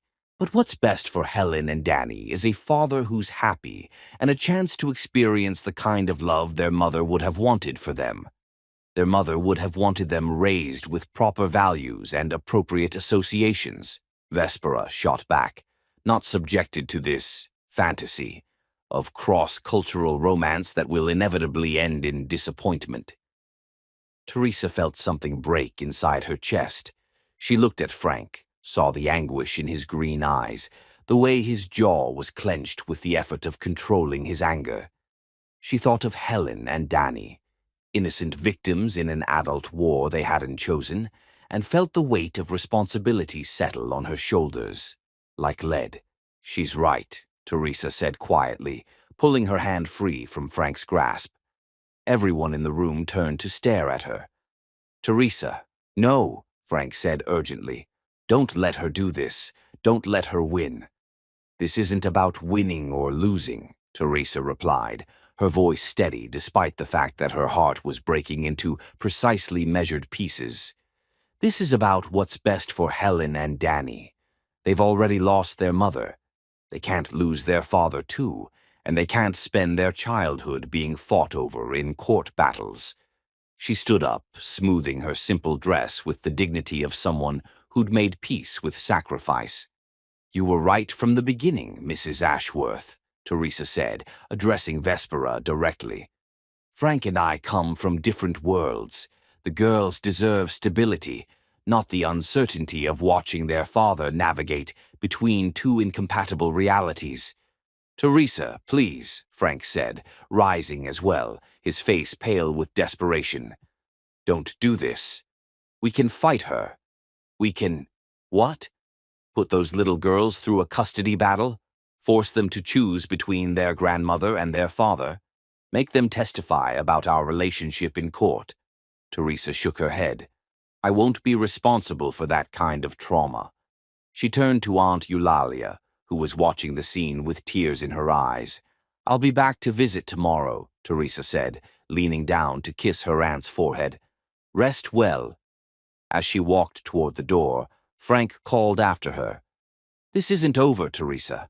I won't let you sacrifice our happiness for her threats." Teresa paused in the doorway but didn't turn around. "Your daughter's well-being isn't a sacrifice, Frank," she said quietly. "It's the most important thing in the world, and they need their father more than I need anything else." Outside, the winter afternoon was gray and cold, matching the emptiness that had settled in Teresa's chest. She'd made the right choice, the only choice that put Helen and Danny's needs first. But as she walked toward the bus stop, leaving behind the warmth and hope she'd briefly allowed herself to believe in, Teresa wondered if doing the right thing was supposed to feel quite so much like dying. Behind her, in the rehabilitation center, Frank stood frozen in the aftermath of her departure, while Vespera gathered her purse with the satisfaction of someone who'd achieved exactly what she'd set out to accomplish. But love, as Lysander Fairfax could have told her, has a way of refusing to stay buried, no matter how many times someone tries to kill it with good intentions. Chapter 10. Love Finds a Way. True love stories never really end. They simply transform into something too beautiful and too strong for the world to destroy. And on a February morning, 6 months after Teresa Moughlin had broken her own heart to save the people she loved most, she was about to discover that some fairy tales refuse to stay buried, no matter how deeply you try to bury them. The months had passed with the mechanical precision of someone who'd learned to function without hoping, to exist without truly living. Teresa had thrown herself back into work at Magnolia's diner with renewed determination, taking every available shift, volunteering for holidays, anything to keep her hands busy and her mind occupied. Aunt Eulalia had recovered magnificently, returning home with only a slight weakness on her left side and a renewed appreciation for life's precious fragility. They'd settled into new routines, Teresa helping with physical therapy exercises in the evenings, both of them pretending not to notice the empty spaces where Helen and Danny's laughter used to echo, where Frank's presence had briefly made their small apartment feel like home. "Child, you're going to wear yourself down to nothing," Aunt Eulalia observed on Teresa's 35th birthday, watching her niece methodically fold laundry with the obsessive precision of someone afraid to stop moving. "I'm fine," Teresa replied automatically, the response she'd perfected over months of well-meaning concern from friends and co-workers. "You're existing," Aunt Eulalia corrected gently. "That's not the same thing as living." Teresa paused in her folding, her hands stilling on one of her work uniforms. "I'm doing what needs to be done. That's enough." "Is it? Because that young man called again yesterday while you were at work, 3rd time this week." Teresa's chest tightened. Frank had been calling regularly for months, leaving messages she couldn't bring herself to listen to, sending letters she couldn't bring herself to open. The twins had sent drawings and cards that now filled a shoebox under her bed, too precious to throw away but too painful to display. "I can't talk to him, Aunt Eulalia. It just makes everything harder." "Harder than living like a ghost in your own life?" Before Teresa could answer, there was a knock at their door, not the soft tapping of neighbors or the official rap of delivery drivers, but something more urgent, more purposeful. Teresa opened the door to find Thessaly standing in the hallway with an expression of barely contained excitement, and 2 very familiar 6-year-old girls bouncing with anticipation on either side of her. "Miss Teresa," Helen and Danny chorused, launching themselves at her with the enthusiasm that had never dimmed despite months of separation. Teresa's carefully constructed composure crumbled instantly as she found herself on her knees, enveloped in small arms and the familiar scent of strawberry shampoo and childhood innocence. "What are you doing here?" she managed, looking over their heads at Thessaly, who was grinning with the satisfaction of someone who'd been planning something magnificent. "We came to get you," Danny announced with the matter-of-fact certainty of childhood, "for your birthday surprise." "We've been planning it for weeks," Helen added, her blue eyes sparkling with secrets. "With Aunt Thessaly and Mr. Lysander and Aunt Eulalia." Teresa looked sharply at her aunt, who was sitting in her chair with an expression of perfect innocence. "You knew about this?" "Child, I've been helping plan it," Aunt Eulalia said with satisfaction. "Someone had to talk sense into all of you stubborn adults." "Where's your father?" Teresa asked the twins, her heart doing that familiar, complicated dance, despite her efforts to remain detached. "He's waiting," Helen said mysteriously, "at the surprise place." "We can't tell you where," Danny added, "because then it wouldn't be a surprise." Thessaly stepped forward with a dress bag draped over her arm. "You need to get ready. And before you start protesting, this is happening whether you cooperate or not. We've been planning this for months, and we're not taking no for an answer." "I can't—" "You can," Aunt Eulalia interrupted firmly. "And you will, because those babies have been missing you something fierce, and their daddy has been moving heaven and earth to fix what that bitter old woman tried to destroy." An hour later, Teresa found herself sitting in the passenger seat of Thessaly's car, wearing a dress she'd never seen before. Simple but elegant, the deep blue of evening sky, while Helen and Danny chattered excitedly in the back seat about decorations and flowers and how Daddy had been practicing his speech for weeks. "Where are we going?" Teresa asked for the 10th time. "You'll see," the twins replied in unison, their excitement barely contained. The car pulled into the parking lot of Magnolia's diner, and Teresa's confusion deepened. The restaurant looked different somehow. Warm light spilled from the windows, and she could see people moving around inside. "The diner's closed on Sundays," she said. "Not today," Thessaly replied mysteriously, parking the car and turning to face Teresa with an expression of infinite fondness. "Teresa, honey, I need you to trust us. Trust that sometimes the people who love you know what's best, even when you can't see it yourself." As they approached the diner's entrance, Helen took one of Teresa's hands while Danny took the other, their small fingers providing anchor and courage in equal measure. "We missed you so much, Miss Teresa," Helen said quietly. "Daddy did too. He tried to hide it, but we could tell." "He said you were being noble and self-sacrificing," Danny added, with the careful pronunciation of someone repeating words she'd heard often. "But we told him that was just another way of saying scared." Teresa stopped walking, looking down at these two little girls who'd somehow managed to see straight through to the heart of her fears. "What if I am scared?" she asked honestly. "Then you hold our hands," Helen said simply, "and we'll be brave together." The diner's door opened before they could knock, and Lysander Fairfax appeared in the doorway, distinguished as always, but with something softer in his expression, something that spoke of hope fulfilled and second chances embraced. "Miss Mifflin," he said warmly, offering his arm with old-fashioned courtesy, "you look absolutely radiant." "Mr. Fairfax, what's going on?" "Something that should have happened months ago," he replied, guiding her through the door. "Something that required all of us working together to make it possible."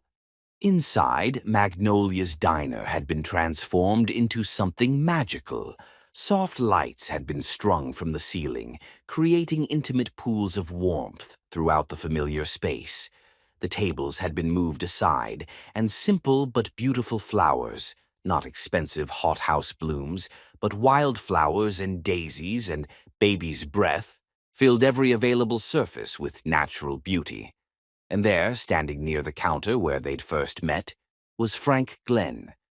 He wore a simple dark suit that made his green eyes seem impossibly deep, but it was his expression that took Teresa's breath away. Joy and nervousness and love so pure it was almost painful to witness.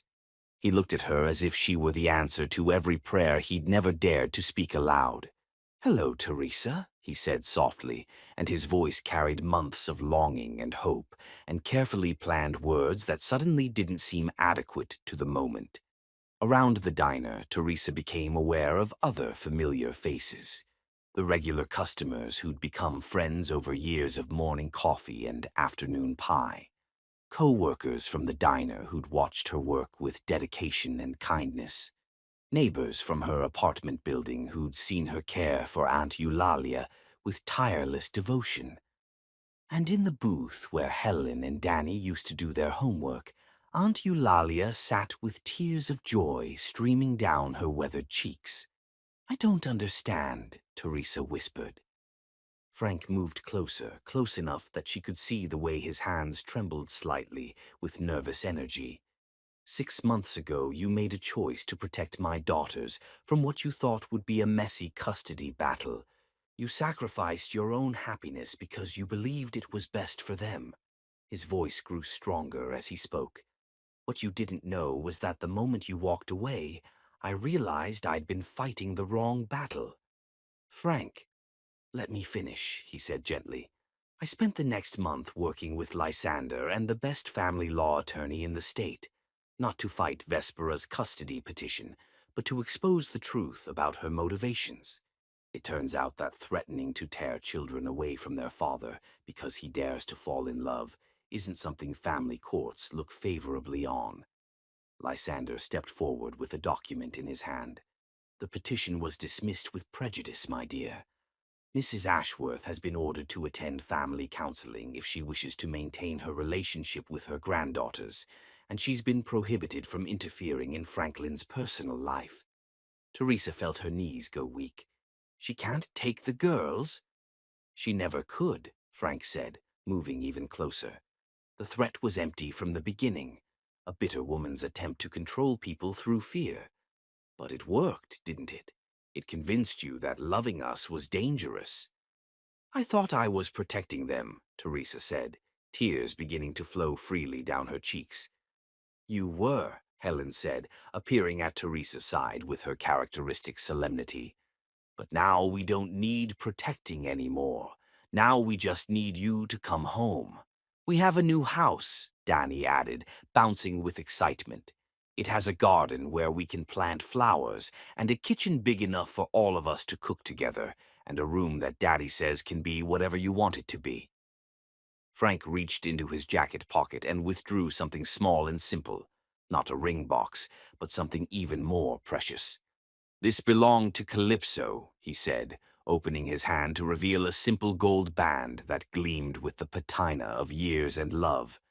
"Before she died, she made me promise that if I ever found love again, I wouldn't let grief or fear keep me from embracing it. She said she wanted her ring to continue being a symbol of love, even if that love wasn't with her." Teresa stared at the ring, understanding flooding through her like sunrise. "She would have loved you," Frank continued, his voice thick with emotion. "She would have loved how you care for my daughters, how you make them laugh, how you've brought joy back into our house. She would have wanted this." Around them, the diner fell completely silent, except for the soft sound of happy tears and held breath. "Teresa Mifflin," Frank said, dropping to one knee in the place where they'd first met, where she'd fed his hungry daughters and changed the course of all their lives. "Will you marry me? Will you help me raise Helen and Danny? Will you let us build a life together that's based on love instead of fear, on hope instead of other people's expectations?" Teresa looked around the transformed diner, at the faces of everyone who'd become family over the years, at Helen and Danny who were holding hands and practically vibrating with anticipation, at Aunt Eulalia who was crying and laughing at the same time.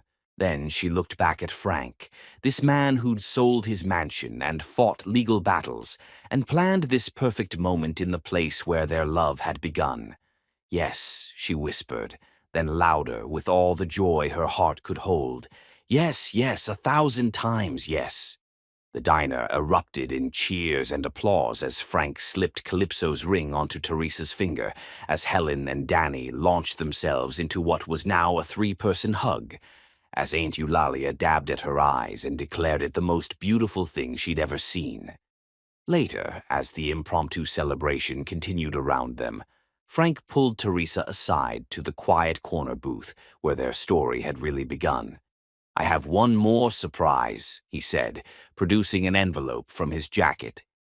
Inside were the papers for a partnership agreement. Frank Glenn and Teresa Mifflin, co-owners of a small cafe specializing in home-style cooking and community gathering. The address was familiar, a building just 3 blocks from Teresa's apartment, where they could create something together that honored both their dreams. "I can't run a restaurant," Teresa protested weakly, though her heart was already singing with possibility. "You've been running one informally for years," Frank replied. "This just makes it official. Equal partners in business and in life." As Teresa looked around the diner where she'd spent so many years serving others, where she'd learned that love could taste like chocolate chip pancakes and feel like coming home, she realized that some circles were meant to be completed.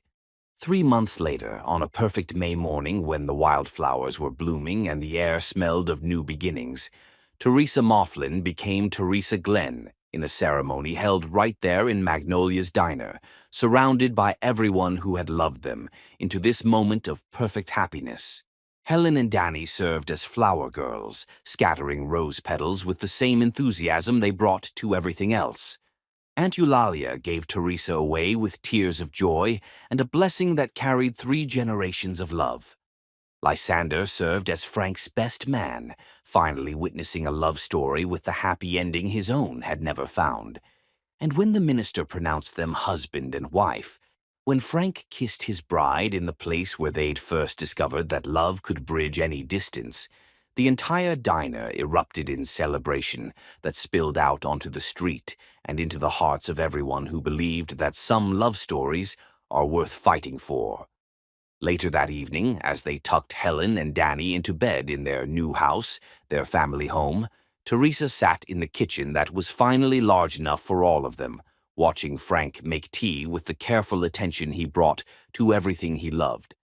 "Any regrets?" he asked, settling beside her with 2 steaming mugs.